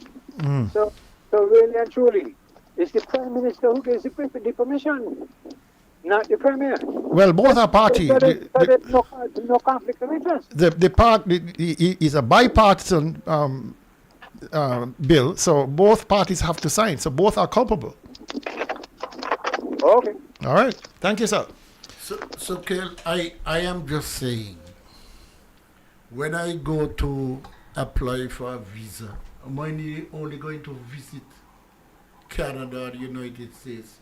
The only certificate they don't ask me for is my death certificate. I gotta bring everything else. I am fleshed out. Wait, what's your point? No, the point I'm trying to make, we as ordinary citizens going anywhere else, we go through this big screening. Criminal coming to a country free. But all these criminals come here, people come here out of jail. That's your point. You know? Yeah. All right. Let's take this call. Where we going with these criminals? And how should children behave? How should young children Good afternoon. You're on target. Yeah, good afternoon again. We like to know who did the legal transfer for these lands. No lands have been transferred yet because the persons who they have engaged on contracts have not received much of anything. Some have been offered 1%, some a few percent more than that. But that money, most of it goes into escrow. And after 3 years of waiting, you will be paid out if and when the project takes off. If the project does not come to fruition, you can hold on to the 1%, but you do not get any more than that. Okay? So there is no transfer yet because we've been checking with the land registry. There has not been any transfers as yet. Good afternoon, on target. So you could tell me who managed the escrow? Well, the one that we have been told that persons have been directed to is Daniel Brantley. They have been told. We have been told that the escrow agent that are being marketed for this particular development is Daniel Brantley. So there you go. Another call coming in here. All right. Good afternoon. You're on target. Yeah, good afternoon to you, gentlemen. Good afternoon to listening public. But before you begin, I have to admonish you because I see that the Premier took you on a Facebook post and you ran away because he said to you, listen, leave my wife out of this because me and you one class together. I can deal with you. And you ran away. You never commented after that. So what's up with that? Because I wasn't paying attention like that, really, honestly speaking. The man, what do you mean not paying attention? No, listen to me, man. Come on, you know I'm gonna drag you, bro, because you see, you come on here and tell us we should be doing this and should be doing that, and you in one sentence the Premier ran you off the feed. No, he ain't run me. But let me tell you something. Yeah, let me tell you something. Go ahead, bro. Go ahead. Let me put it to you like this. Uh-huh. Out of you three guys on the panel, I would probably say one guy there knows who I am, really. You and Tulu may not know me, but I know Danny. He knows who I am. Yes. Me. I was missing with all this stuff for some time. And let me answer to you. Let me go straight to the answer. Right now, I'm taking care of a 97-year-old father by myself. And the comment that you made just now, it ain't like I ran away. Right now, bro, in the last couple of days, I've been going through some hells with my pops. You know what I'm saying? I cannot focus on him right now. Oh. This is not about me. This is not about me at this minute, right? You have a question, bro? No, my thing is, I hope I can make it clear what I said. It ain't nothing about Mark Brantley that I'm scared of. Okay. All right? Just like when I played against him in cricket, 11 years old, and I beat him up. You see this political stuff? If I stayed on the ground in Nevis, if I didn't migrate out of Nevis, I would have been in the mix of all this stuff right now. The only thing is right now, I'm coming from behind, and I'm trying to get back in the mix. And persons who don't know who I am, I'm now trying to get them to know who I am. All right. So, okay. All these. I get that. So what is on your mind beside that? Let me clear the air, Lem. Let me clear the air. You did already. All the persons in the NRP, all the persons in the NRP camp who don't know who I am, research who I am, and then y'all might let me into the camp. But I'm having a difficult time maybe even getting into the camp because the people don't know who I am really. But the ones that know who I am, they would let me slide in. Okay. Because this is what I see about NRP. Oh, man, Lord. you guys need to get energized. You guys need to get energized. No, stop. Just hear me out. Stop. No. You're not going to do that today. Because every week you come and say we need to get energized, we need to do this, we need to do that. We heard that. We know that. All right? Tell me what is on your mind. What is the problem with the SSZ? Tell me what's the issue that we want to discuss. Okay. The information is coming out slowly but surely, right? I think you had a post on there. Somebody had a post on there. 80.4 acres is gone already. Mm-hmm. Did we know this last week? I didn't know this last week. We spoke about the 90.94 the week before. We're now learning of the 80.4 that went since then. So what my thing is, right? What can we do collectively? Because we are really on the party divide. They have us divided, right? That's how they're going to get done what they're doing. But we have to unite and come together collectively. And when we do that, then afterwards we can go back to our party stuff. This is not an NRP situation. This is a national Nevis issue with those lands over there on the Nevis end. And it's gonna affect St. Kitts broader. I mean, I'm just going off of what I've been hearing since I got back in touch. Let's go back to Martinez. They call this man so much of a criminal, and then we are still operating with criminals right now. Martinez came in on the Nevis end. These guys are coming in on the Nevis end again. Mark went to Bermuda and asked Nevisians to come back. But what are we going to come back to? If they're letting all these lands go, what are we going to come back to? And we just got to listen to this man. Listen to him. Why can't he say? Why don't they be honest, man? Why don't we be honest? That's all we need, man. We need honest people running St. Kitts and Nevis. All right. You know, that's all I really want to say, man. Thank you very much, brother. Listen to these fellas. Yeah, thanks a lot. All right, cool. I want to share something with you fellas. I want to share something with you. In 2014, there's a big truck passing us, so let me clear the air. In 2014, Social Security, having already bought Winter Forest, the 140-acre block, was in the mood to buy more land. They wanted to diversify their portfolio. They wanted to invest in lands. Right next to Winter Forest is a 25-acre block owned by the late Sir Simeon, Dr. Simeon Daniel.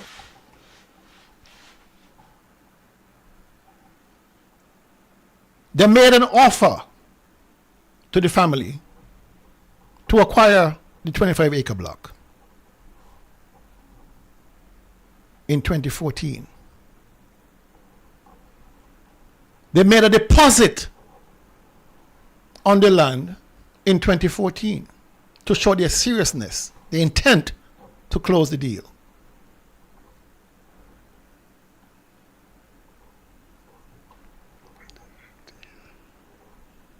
The government of Dr. Douglas lost the election before the deal could be finalized with the final payment. Ask yourself, who was it in that government, the Team Unity government, from Nevis, who had a bone to pick with the family of Sir Simeon Daniel?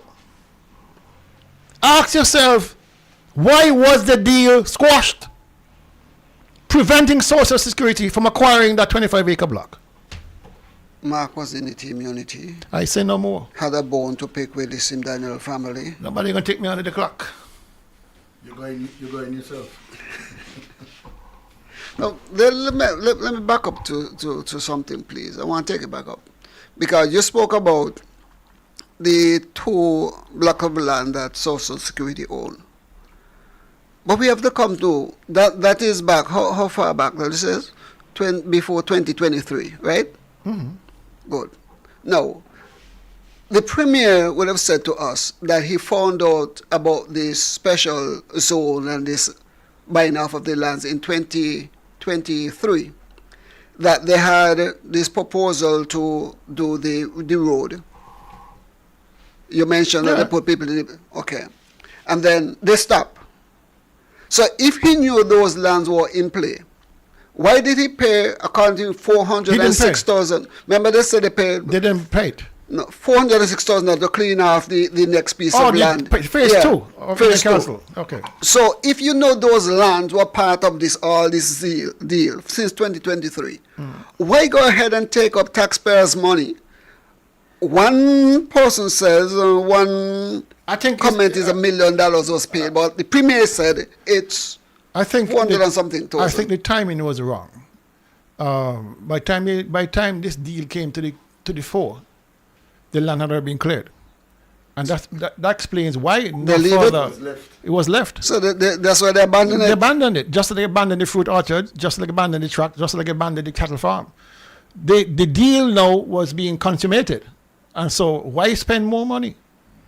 But they didn't tell anybody anything. That's the key. They're very quiet about it. But the Premier keeps saying that his government is a transparent government that has nothing to hide. No, but the Premier also kept saying that there's something big on the horizon. We got a big thing coming. And everybody was wondering, but where is this big thing coming? What is the nature of this big thing? And where you coming from? And where you coming from? And now we know. Now we know. You're coming from prison. You're coming from prison. Coming from prison. The big thing is coming from prison. And I want to, I keep asking the question again. How is it that all the big things are coming from prison? Why are they in Nevis? Why is it that there is an enabling environment to facilitate the movement of criminals who are coming from the North Pole? They were invited in Hensley. They were invited in. But see, fellas, listen. The Premier has described this development as a game changer. Yes. That Nevis needs a game changer. Yes. You're right. A man come out of prison. All right? Nevis needs a game changer. Thousands of jobs, hundreds of jobs, thousands of jobs, billions of dollars in direct investment, millions going to the Treasury. That is how he described it. Mm-hmm.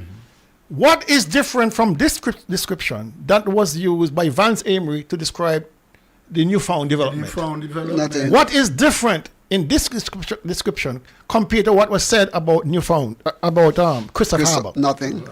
What is different than what was said about Whitegate? Nothing. No. Same thing. Same thing. We have a cabal of leaders in both St. Kitts and Nevis who specialize in chatting pure fat, trying to gloss over with these big figures, trying to gloss over these serious developments with flowery promises, billions of investment, millions of dollars in the treasury, thousands of jobs created. How many times have we heard these scenarios? Why do we keep accepting this? Listen, people cuss me all the time. So I'm an anti-government, me don't want development, me don't want this, me don't want that. That's not true. All right? But you want to jump out the frying pan into the fire. Okay. You want to be able to say to people, we made the best decision. If you can withstand criticisms, serious criticisms, and prove your point, you have won. True. If you have delivered your point, you won. You have won. So we are here to challenge you to make sure the outcome is what you said. Is what we all deserve. Two things. Simple. And so when you have these people saying, "Oh, you're only talking for talking's sake. I don't want development." No. Believe me. When you hear, I'll give you my own personal experience. I had to defend my dissertation in college for my PhD. 162 pages of research. Had to defend it. Of course. These are professors who are published all over the world. And you stand in front of them as a PhD candidate. You haven't received your PhD yet. You are a candidate. And not everybody who present. And not everybody who present pass. Remember that, you know. And I remember going into that meeting at 9 o'clock in the morning and coming out at 1 o'clock. Sweat. The ACs are blasting and poor Daily sweating. Sweating. Wet down. They challenge me on every point. Now, these are people who helped me craft this document, you know. Yes. This dissertation. Yes, of course. And here they are pounding the hell out of me. Yeah. To defend it. And when they're all finished, I thought I was dead. I thought there's no way poor Kel Daly from the Caribbean, from Nevis, of all places, a bunch of white men, me the only black man in the room, in West Virginia. Racist country. No way. But you know. But I'm telling you something. They challenge me on every single point. And at one point I said, man, these guys here might as well tell me to go to hell out of the place. They're reasonable. They're being tough, more difficult than I can imagine. Yeah. And when 1 o'clock finished, came around, they said, step outside for a minute. I said, oh shit, I really gone here, but this doesn't look good. Can nobody smile, nobody say nothing. No, they ain't giving away nothing. This is not smiling time. Step outside for about maybe 20 minutes. They're sweating. When I came back in, they were standing up and applauding. They were standing up. 4 white men stood up and applauded. And the lead professor, the gentleman I report to, said to me, you probably thought different of us, but we are here to make sure that you are representing the school when you go out into the world. That we can be proud of you. When you say that when you say this, it is this. Yes. I never forgot it. And that lesson has stayed with me. And when people can stand up to criticisms and weather the storm, you have a true advocate, a true leader on your hands. True. Kel, you're right. Isn't that supposed to be? Oh, let me ask the question. What is wrong with that being the same approach with government? It has to be. There's nothing wrong with that. And I will say 2 things in relation to that. One, the Christoph Harbour experience tells us that, hey, that's the red flag to tell us, do not like that again. Why? Because it has not happened. And it had also a 12-mile seabed lease or something like that. So we have the Christoph Harbour to look at and to say, because isn't it fair to say the elements are the same? Yeah. Basically. And I say also now, you're talking about coming from your dissertation and how politicians talk a lot of things before. When the 4 Seasons opened, when the Four Seasons was being built for 2 years, not a soul in Nevis in the government was saying, oh, when he come, this gonna happen and that gonna happen. Mr. Daniel, in his usual self, cool, calm, ensured that the project was done. It is on the 14th of February 1991 when the hotel is operational already, Kel. Here now is the time to say, Nivisions, you have a regular payday. Nivisions, you have the agriculture sector can be mobilized and revitalized to provide the food. People will get work, and so on and so on. So the point I'm trying to make is when the work don't do, real politicians tell you that, but not before. So when you hear these fellows, Kel, saying, oh, what you say? Hundreds of thousands of that, billions of this, and so on and so on. Just know. Pie in the sky. Just pie in the sky. We've been hearing that for Just know that. You see, the premier. Don't listen to that kind of stuff because you have the example of the Four Seasons to guide you. Yeah. You were saying something true. So, two things when it comes to the Four Seasons, because the premier, going back to the Four Seasons as a game changer and praising Four Seasons, people need to understand that when Four Seasons were contemplated and being built, the CCM opposed Four Seasons coming to Nevis. And their opposition to Four Seasons was so blatant that they went to the breadth of Nevis and tell people don't go down to work. When the construction was going on, tell them don't go to work. After it was about to open, don't go down to work. Why? They build it in a swamp and it's going to sink and it all start of foolishness. When we have the downtown and the Four Seasons were going out of business, and Joseph Parry fought to get Four Seasons back up and running in Nevis, Mark Brantley was the biggest voice against that. Okay. Good afternoon, Target. Yeah, good afternoon.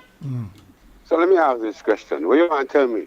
The people them sell their land and promise they don't collect no money for their land? That's true. That's a fact. So what you trying to tell me now? Me got me land order and me give them me land saying that they're going to pay me next week and me dead before next week. What happened to me land? That's a good question. I don't know. No, really. So you want to tell me sensible people make that kind of decision? Me don't believe that, you know. Me don't believe that at all. Me don't believe we so foolish. There's a gentleman, an old broke down door from Hickman, said that I'm trying to hold back progress on the island. Me and Tulu are trying to hold back progress in the island. He done sell land, you know, to the same development. He done sign the contract. He ain't got a dollar yet. But me and Tulu, I keep back progress. It's all broke down door. And it ain't spelled D-O-O-R. These people daily do not understand. Because if they understand what is involved here, I would not sell my land. When you understand, listen, no matter how broke you be, and you're going to sell something, and you understand selling this is going to cut me off, my children, my descendants off from what we are accustomed to, from our land and our beaches. You tell yourself, listen, I think it was Francine, somebody from Jamaica, Trinidad, and Calypsonian. You could keep your money. I'm going to keep my honey. I'm going to die with my dignity. There are certain things that are bigger than money. Yeah, I'm going to die with my dignity. Die with your dignity. Understand this, that when you sell that land, and this developer comes in here, these developers are an island to themselves, a country to themselves, separate and apart. And the funny thing about it, if we transgress against them, the St. Kitts Nevis government can persecute us on behalf of them. If they transgress against us, they tell us we have to come to America to process a case against them. We got to be sick. Good afternoon, Target. Dr. Daly, to the caller that called the last caller, we have sense. As a people of Nevis, we have sense. We're not stupid people. That's why there's a legal document called a will. And that's why you secure. Because none of us know when we're going to go. We can sell something yesterday and then wake up this morning. So That's why that document legally covers all of that. So, I hope through all of this, we are learning and seeing where we can learn to be better and handle ourselves better. Okay? Thank you very much, caller. So that's why there's a will. All right. That's why we're now talking about lands that Sim Daniel owned, that executors and whatever, because he secured himself. He didn't know that this was going to come up. I wish he was still here. This would not even be a conversation. All right. Thank you Have very a much. good All afternoon. right. One other thing.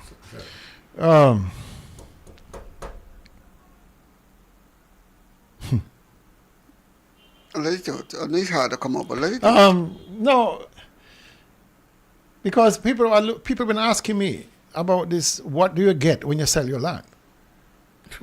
Different people have told me different things. Some people get 1%, some people get 4%, some people get 10%. But it's not handed to them. It's put into escrow. So people are tying up your land for 3-4 years. What? You have no access to it. You can't do anything on it. If you want to take it back, you can't. You can't dispose of it because they got you locked in. In the meantime, they're using your land as security, as equity, to borrow other monies. 10 times the value. Right? But you're not getting any use of your money. This is how, listen. If Mark Banter was any kind of human being, he'd have said to divisions, do not accept this deal. Do not accept this deal. It is bad for you. Let's take this call here.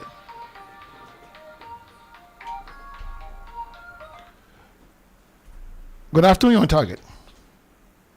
Hi, good afternoon. You're confusing me, and our politicians are confusing me because I just hear Tulu say that the CCM people went through the Nenkamp to tell people don't go down 4 seasons to work. That's a fact. Yeah. That's a fact, okay. Well, I could give you another fact too. I also remember listening to the political meetings up there by Gerard, where me hear I hear man, the wicked man, guy name on the courthouse. Ted Hobson. Ted Hobson. I hear him say Ted Hobson bring 4 seasons to Nevis. Yes. Nothing target so. Nothing target so. I heard him. Well, I just trying to tell you what they were saying. So me I pose now, me I say, well, if them are gonna tell people don't go down there, how come they bring it? How come they say he bring it? Good question. Okay, all right. Very good question. What was I saying? Oh yes. So, depending on who you are, depends on how much noise you make, depending on your leverage, difficulty you give them. They give you a deal, a little change better. People get 10, make all right? the most nice. But most people, they ain't seeing no money in their hand. All right. But this is the way development is done. Good afternoon, on target. Mr. Bailey, good afternoon. Good afternoon.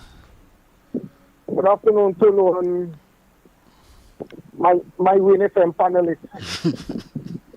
Mr. Master. long time ago. Oh, yes.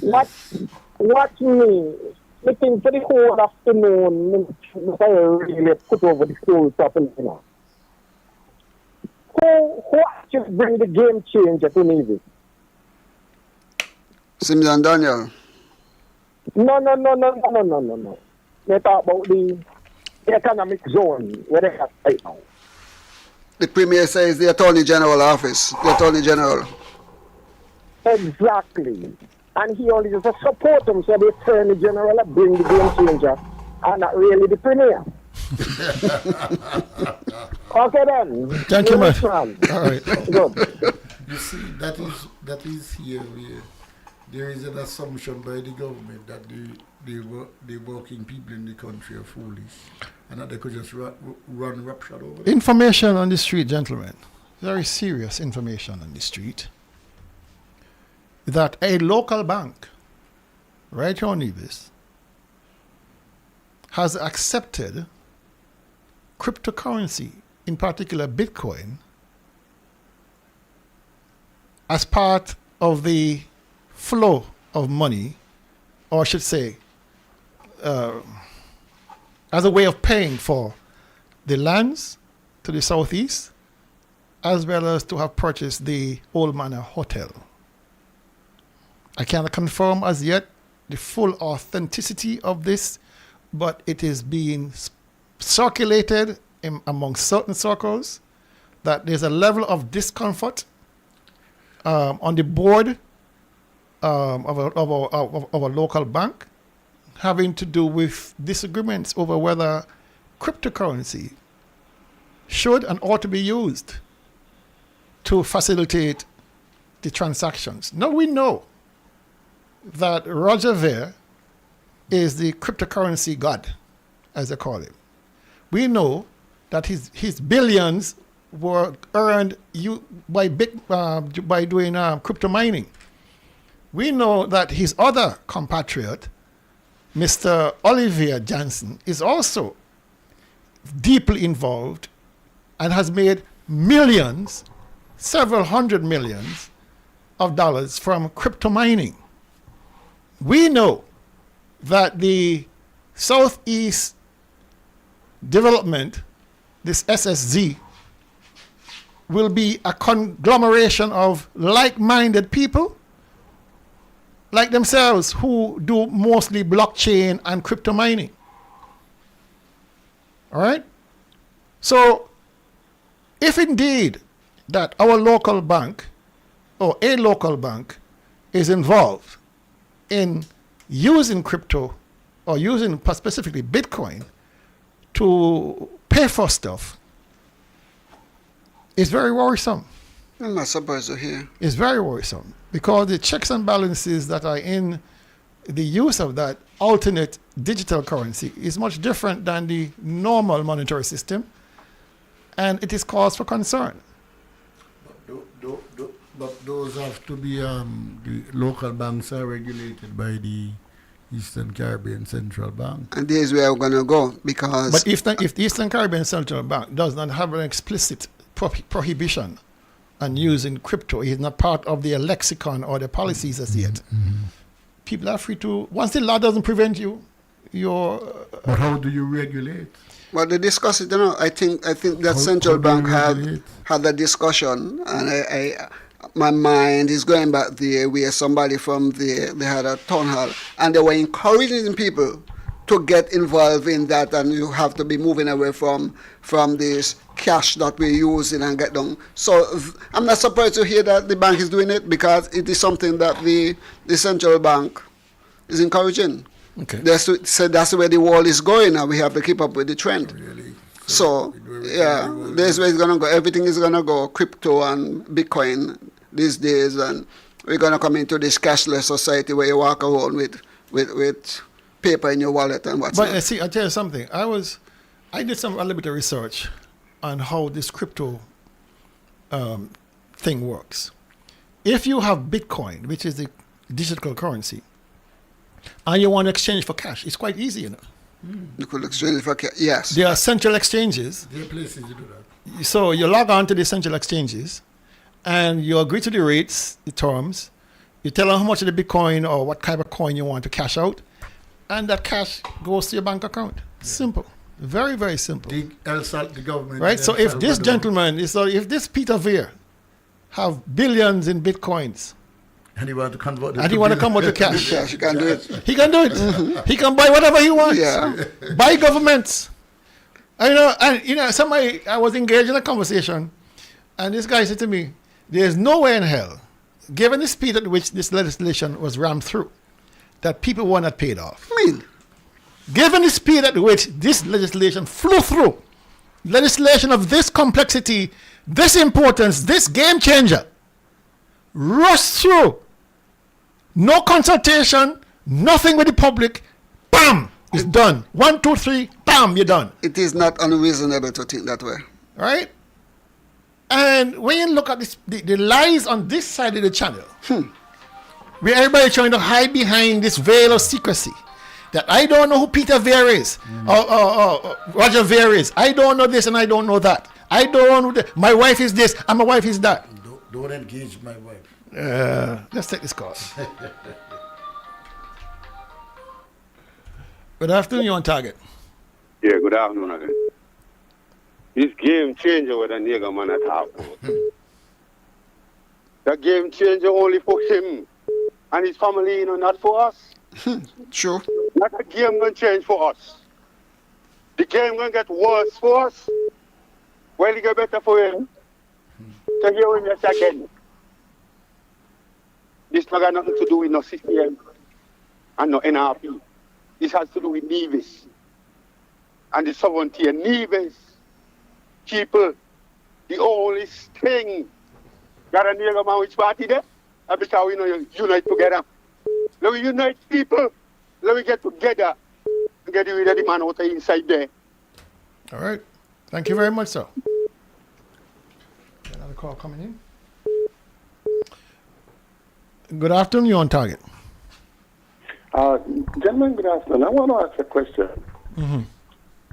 What happened to the owners of the land if, God forbid, that any of these owners who have signed over all these documents to Sharon and Brantley, what happened if they die while these documents are in their hands? Well, I hope they have a will. Because I hope they have a will. I would encourage those people to get a will, because if somebody's going to be holding your papers on contract for 3 years, anything can happen in that span of time. So I would advise, in addition to signing the contract to dispose of your land, go to a law and get a will. So if you pass on, you pass the land on to Henry Daniel or Tula Weeks.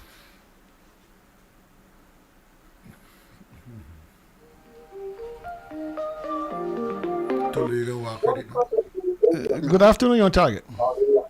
Good afternoon, gentlemen. Yes, sir. Good afternoon. Really, I wanted to go back and look at this.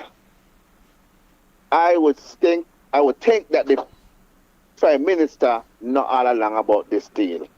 Mm-hmm. You remember shortly after the Prime Minister get into office, he announced that St. Kitts Nevis will be going into the idea and the uses of cryptocurrency. I do recall something like that. So the Prime Minister knew all along about what was going on. That's why the St. Kitts Nevis was open to cryptocurrency. Gone for now. Okay, thank you very much for that. We got good listeners, they're keeping up with the times. I think there are few places in St. Kitts where they exchange Bitcoin, for cash. Somewhere in Frigate Bay. But can you imagine, though, gentlemen, the kind of economic power you will have if all those Bitcoin miners, all those crypto miners across the world who are looking for a safe place with no taxes, no laws, no regulations. It's a haven. I mean, you could imagine the kind of money that can be flowing through into an area like that. Nevis will change forever, but not for the better. Yeah. Because you see, what happens a lot. People come in surreptitiously. Oh, give us 2,000 acres. Mm-hmm. And then they get too big for themselves. And rather than holding the scale, they say, give me another 2,000 acres. And then they need another 2,000 acres. And then another 2,000 acres. Because they have the money. Yeah. It changes who you are. People must understand this. You're going to come to a point, just like in Monaco or Dubai or wherever else, where locals will be priced out of the market. Big time. Well, there's enough pressure already for local to get piece of land for the proper price. So if you're going to have land next to these crypto people. They say, no, I buy it. Buy you. You don't want any. No, but let's suppose you have land next to them. Well, who can afford to buy that? We can't buy now. We can't buy it. Only them can buy it. Only them can buy it. And the land price is going to go to the roof. Exactly. Because when these guys got this kind of disposable income and they don't know what to do with it, that's what happened. They're going to pile it right here in Nevis. And guess who's going to benefit? The Premier anyway. So far, they're the only people benefiting, Two people. Two people. So let me ask something, Kel. The landowners, the people who own the land, have not gotten any money yet, but the real estate agent has gotten money. Pay up front. Huh? You're kidding me? I want my What? I want my So, Christ, my commission. So I am getting something put in an escrow from me for 4 years or whenever till when the deal get through. But the person who's selling the real estate agent get the money already. That's not Again, that doesn't look so good. Let me go back to people who are. Let's take the call.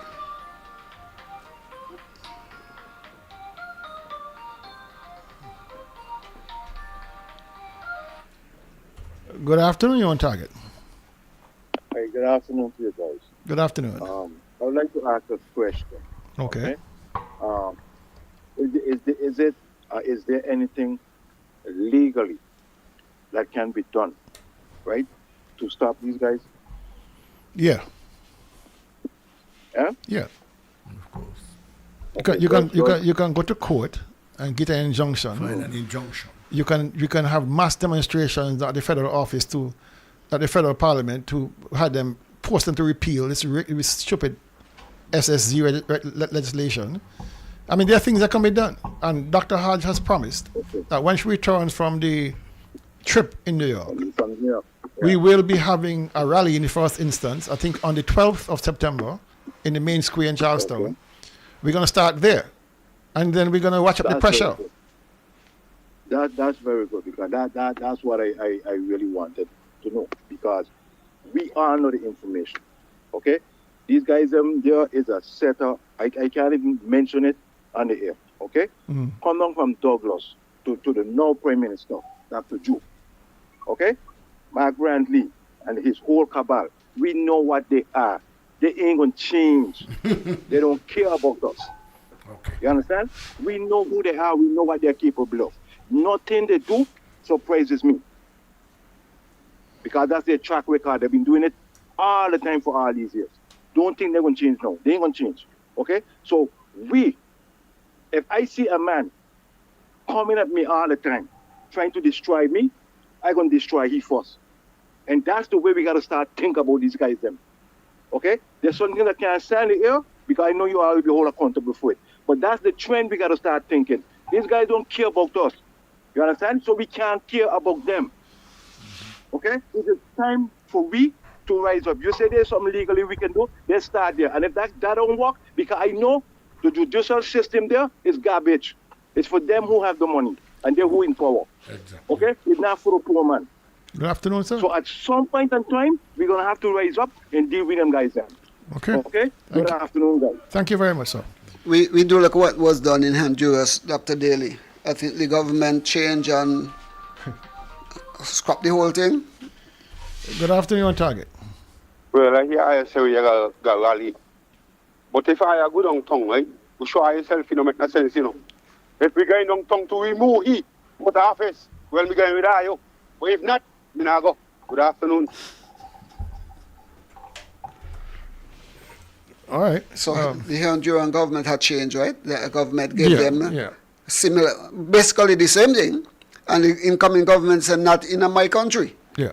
And they scratch it. And so they do what they want to do, change the government. And there are different means of having them protest, yes, put pressure on them to repeal. If not, challenge them.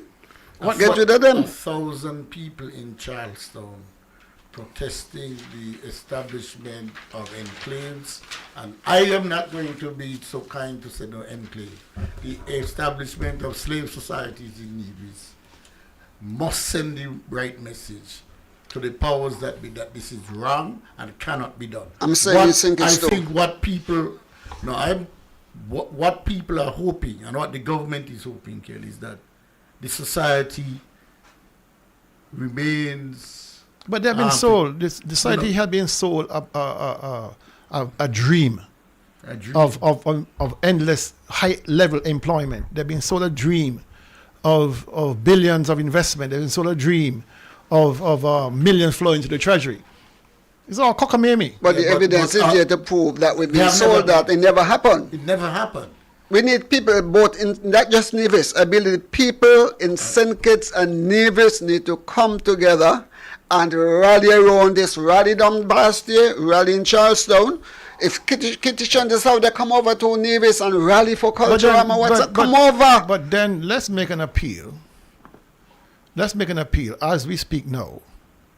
That on the 12th of September, that as much persons from St. Kitts, whether you are Labour, PLP or PAM, this affects all of us. True. If you are CCM or NRP, let us all come together in the square, right in Charlestown here on the 12th. Yes. It's only 2 weeks away. All right? Make a commitment to come and have this thing ventilated and demonstrate our power. It's a Friday. All right? It's a Friday. It's a Friday. All right? I think we're going to start around maybe 3:30, about 3 o'clock to make sure we get people staying around. From work. So if you're indeed concerned, whether you're black, white, pink, or yellow, let's go. It doesn't matter what flag you wave. This is a matter of national security, national importance. This is national interest. All right, let's get this done. Let's take this call.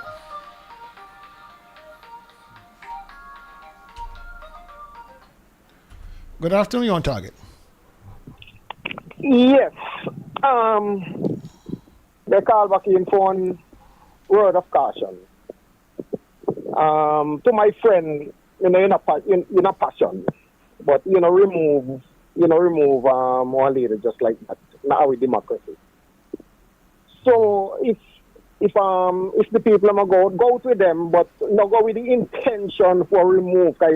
You only remove by the ballot, or if the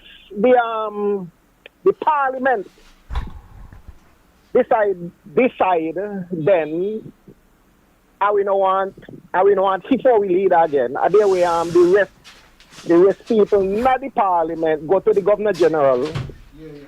All right. Okay. Thank you. Yeah, not go with the intention to talk about remove that way. Just rally, and then everybody will start to rally. Okay then. Cool. Thanks, man. Make that appeal again, Dr. Daly. It's important that this appeal is made. Make the appeal again. Because people need to understand the same stick that beat the wild goat is the same stick that beat the tame goat. This whatever is happening in Nevis could happen in St. Kitts. The legislation is passed for St. Kitts and Nevis. Yes, the Kittitian will have less lands to lose because most of the lands down there, the government own them, they can do it. It's a little different in terms of ownership of the land. But you yourself going to lose out on those lands because those lands could have come to you and your family for whatever. So we need to come together and rally in Charlestown. Well, see, there are two aspects that people have to be cognizant of. Loss of land is one thing, all right? The more important thing is loss of sovereignty. That's a big one. That's the big thing. We will be losing sovereignty. And there's a reason why across the globe, all of the attempts since 2016, when this movement started, no host country has been found. No host country has agreed. Not one. But St. Kitts and Nevis? St. Kitts and Nevis has agreed. That tells you a lot. That in all of the 160-something members of the United Nations, how much members of the United Nations? 193. 193. I was short by 30. Of the 193 members of the United Nations, the St. Kitts and Nevis? The smallest member in the United Nations fold, St. Kitts and Nevis, are the only ones these guys could find to agree. That should send a red flag to every living Nevisian and Kittitian, whether home or in the diaspora, that this is something that is dangerous. If these guys are bantering all these billions of dollars, if they want to corrupt governments, as they say they want to do, if they want to have their own port, their own custom, their own immigration, like they say they want to do, I'm telling you, these are all red flags for all of us. You heard the man said, the government's going to caution them about moving drugs in and out of their zone. Just caution them. You heard the man say, they're going to talk about the government going to be concerned about nuclear weapons and all kind of things like that. But this is our land. Yeah, and we are free to decide what comes in and goes out. And people need to understand we are not what this means. And for Dr. Douglas, for Dr. Drew, for Congress Maynard, Jeffrey Hanley, and all the others, including those true Kunamono from Nevis, sit there and try to sell this bag of garbage to Nevis and Kittitians is abominable. Abominable. It is sick. And it should not happen. And in retrospect, Dr. Drew and his cabinet and his parliament need to withdraw this legislation. Need to withdraw it. We don't need no gated communities, but what we don't need more is an unregulated country within our own country. Yes. That is what we're facing. An unregulated country within our own country. It's going to spill out on us. It has to. It has to. Because who going to be guarding the guard? There will be no guards. You can't. Our law enforcement don't have any authority inside there. No.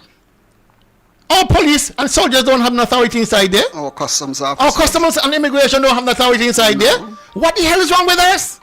How 193 people, countries in the world can say no? And we're the only one can say yes. What is wrong with us? Greed. Jesus wept. Good afternoon, on target. Yeah, good afternoon. We are the employers. We employ him. He's our servant. He is our servant. He's not more than that. So if you not do what you're supposed to do for us, let me get rid of him. If you not work for us, let me get rid of him. He could not have been in a company and a perform so. They let them kick you out the door. So we wait for. Good afternoon. Kill. Thank you, sir. I do get information regularly from Transparency International. They know these fellas here. By the time the 12th of September comes, there will be additional information. So people must come. The party will have additional information so that you know. So that it's easy when a country is broke.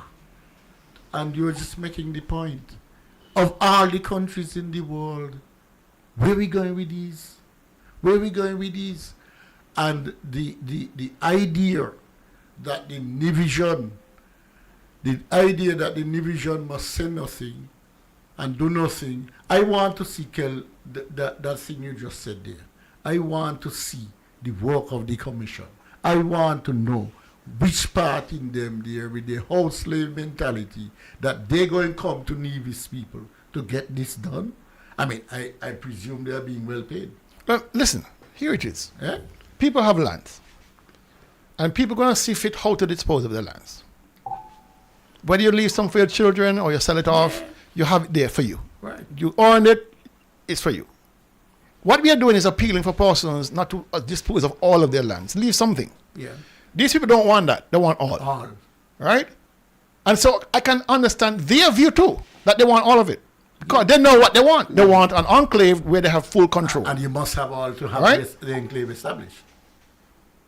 What is mind-boggling to me is that there are Nevisians who will comprise this commission and agree to that. And agree that it is okay for a paycheck Love of money. to support carving off 6 square miles of Nevis and hand it over on a golden platter and say, you take this. We have no control of it. It's all yours. These people, whoever they are, need to be brought into a tribunal and jailed for treason. You mean the commission? Of course. Yeah. The premier and his wife. And if it's true that Dr. Drew and his cabinet, all of them should face a tribunal. Because this SSZ represents the greatest threat to our sovereignty of anything. To our humanity. All right? And for them to sign on this is tantamount to treason. I wonder if our constitution speaks to laws about treason. I'm not certain. I'm not sure. But if it's not there, it should be there. Because you cannot convince me that 193 countries in the world, these people have been looking since 2016 for a home to land, to plant their flag. And one country in the world, the finest thing is in Nevis, the one government they have managed to convince is think it's a Nevis government? Since 2023. Are you kidding me? Then what is all this talk about democracy? That we are one people and one country overall. Independence is coming up on the 19th. No, but Heroes Day is coming up on the 16th. Mm-hmm. And you're trying to tell me we're going to be raising flags on Heroes Day? We're going to be raising parade to celebrate our independence? And right here on Nevis and St. Kitts, you have this movement to carve off 6 square miles of Nevis and give it away? But the commission... What is this? The commission will pay no attention. You say the members of the commission will be paid well, so they will pay no attention to the country's motto, which is Tulu. Country above self. Ah. But if you see the thing right, Dr. Daly, go back to tribunal. I believe the greatest tribunal that we have is the election. Vote out the two party. Vote out Jew with an overwhelming blow. Vote out CCM with an overwhelming blow. Tribunal. Okay? Now, Paul said that for the love of money is the root of all evil. Not money, the love of money. The love. And he went on to say, because of that love for money, some people will do the most worthless, nasty, wicked, vile things in order to get the money. This is exactly what is taking place here on this island of Nevis. Secondly, the people who has lands need to cherish their lands. There was a guy in the Bible named Naboth, and he had a piece of land, and the king said, I want the piece of land. And the king said, either sell me or exchange me for something better. And Naboth said, listen, this is the lands of my ancestry, my forefathers handed down. It is not for sale, it is not for exchange. The people of Nevis need to understand, we are not just selling lands. We are buying a country to come into our country, to take over part of our country, to do as they like with no cumbersome or no authority of our government over them. They are a country unto themselves. This is not just selling lands and doing business. Mm-hmm. This is a bad deal. Let me share with you. I want to read into the record one more thing, a repeat of what I read a while ago. And then I'll read just one comment. Okay.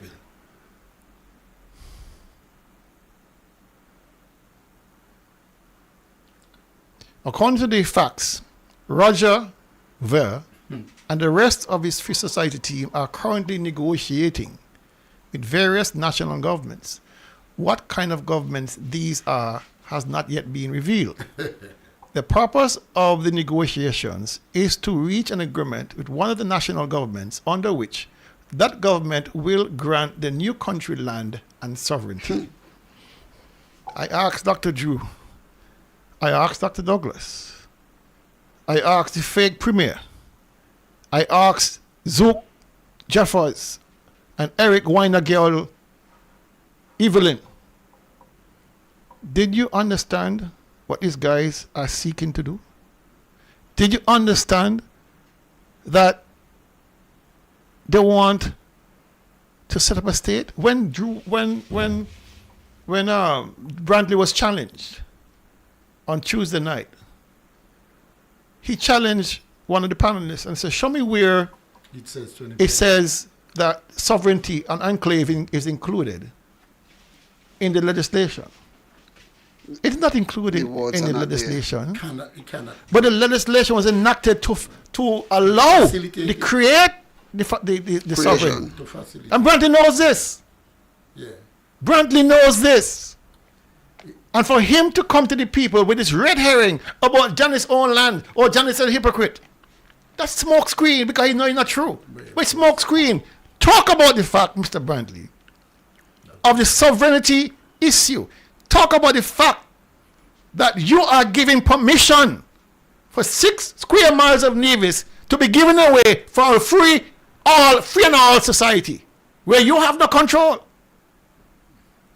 But we, the people of Nevis, are supposed to accept it? Come on. See, hear this. This echoes the warning of Sir Fred Phillips, who wrote more than... Sir Fred Phillips was the former governor of St. Kitts and Nevis.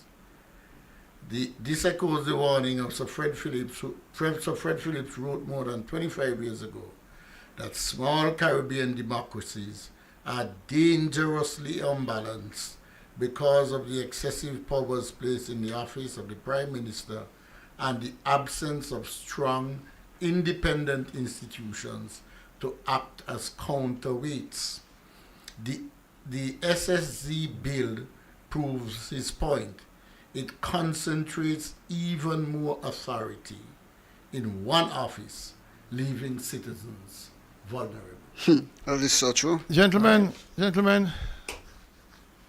we have a total corruption of the system of governance in this country. Mm-hmm. A total breakdown in how governments ought to act to protect the best interests of the people. We have now the possibility of a local bank being part and parcel of this corruption. This is dangerous. We have an entire NIA government that is in bed fully with this corruption. We are in a difficult space, a challenging space, a pivotal space, because if we do not solve this and solve it quickly, this thing will happen. It will be a snowball. Because the land grab is in full flight. The land grab is in full flight, and there is no minimum anymore. All legislation spoke to minimum 500 acres. That has been removed. They can start with 50, 100, and they can, 200. And they can go to 5,000. And they can go to any limit. They have removed that stumbling block of finding the requisite minimum number of acres to be declared an SSG. It was 500 at one point. They took it out. And so we are faced with an existential threat that is now materializing in front of our eyes. Because between Roger Ver and Olivier Johnson, they already own over 180 acres that we know of. That's a lot of land already. They already own between them over 180 acres between them. That's a lot of land. Now, when you're throwing the 238 that we are thinking of for the National Bank holding at Stockpen, when we throw in the remaining 50 acres of Stockpen, and when we throw in the 250 for Indian Castle, my brothers and sisters. They're good to go. My brothers and sisters. Just this point here, Kel. Developers will set their own rules, zone laws and bylaws, and control utilities, health, and security within these zones. This creates mini states run by corporations, not by our elected representatives. But that's what they're saying. But that is what the gentleman said, Mr. Ver. Yeah. He said this will be a decentralized organization run not by government but by corporations. Yes, yes. That's what he's saying. Government run by corporations. So the Premier Israel is agreeing. It will be a game changer because notice, and not just corporations, it will be run by scamps, people with criminal records. People must understand, these are not honest people. These are persons who has criminal record. In our system, if I have a criminal record, I cannot get a job in the public service, right? Yes. So then how come you bring criminals inside here to give them that significant... They have been reformed and repented of their sins. But one of them, they're jail still. Hey, listen, it is what it is. We have a government who is a magnet for criminals across the world. They feel comfortable here. That's the trouble. And the list of them is long. And growing. And they are enormously wealthy people who have a lot of disposable income, who can make sure that governments that they favor are financed for the elections. They can make sure that they position themselves economically to be indispensable in an economy. You know, they wield enormous power. Political power is not economics drives the politics. All right. So when you have We didn't have people like financial. We didn't have billionaires among you, and they'll go to any lengths to get their way.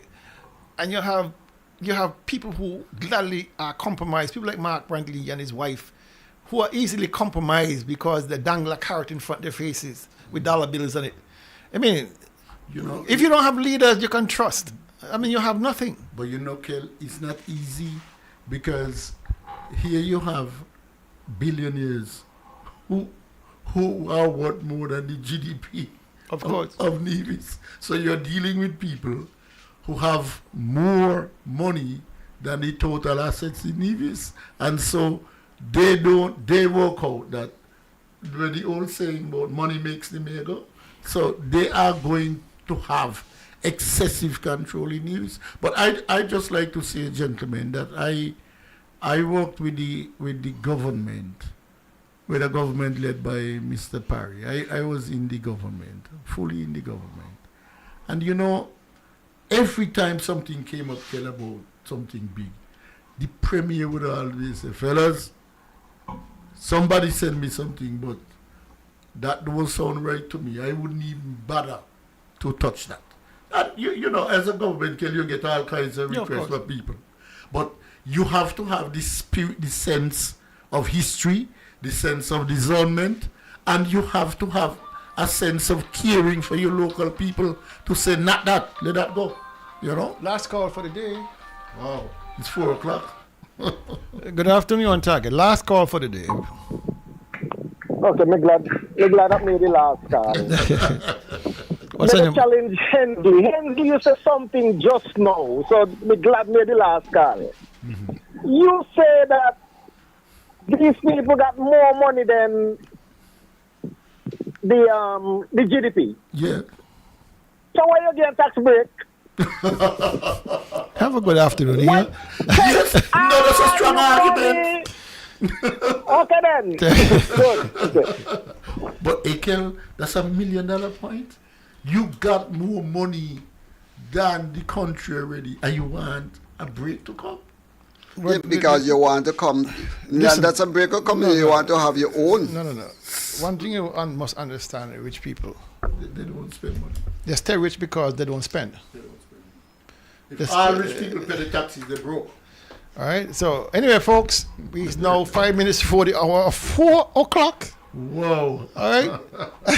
This is a beat. I am tired. The people out there who are backing the sale, glad that you're tired, because at least you back off them. Well, you told the people you were gonna go to 5. I can't make it. No. I can't make it. No, 3 hours at a time. Let them absorb this. I can't make it. I have to go pick up a tent over there, St. Thomas's, the breakfast tent. We in St. Paul's would have, facilitated the tent over there, so I have to go collect it. Oh. And so we have given you basically an extra hour. I think we covered quite a bit, and I think the takeaway points are very few, even with all of the things. One, that the Premier and Peter Vere and Olivier Johnson, they're all in this together. Mrs. Brantley is in it with them. The difficulty we have is the loss of our sovereignty to an enclave like this. Mm-hmm. The difficulty we have will be the loss of significant portions of our land, 6 square miles, and the compromised nature at which we are going to find ourselves if we do not control this legislation and repeal it. Join us next week. Join us on the 12th of September when we have our rally in Charlestown. I hope that we already have permission, because having heard my voice today, they might decide, don't give them permission. There was no permission on the 11th, 12th of July 2011 True. to come into town and they reach. Yeah. All right. So we will see you next week, Thursday, God's willing. I don't know if Carla will be back. Should be back. He should be back. All right. If he's not back, yeah, we're back. God's willing, we'll be here. We're back in the seat again. So take care. God bless, and see you next week. Back like the rest of the Saturday. All right.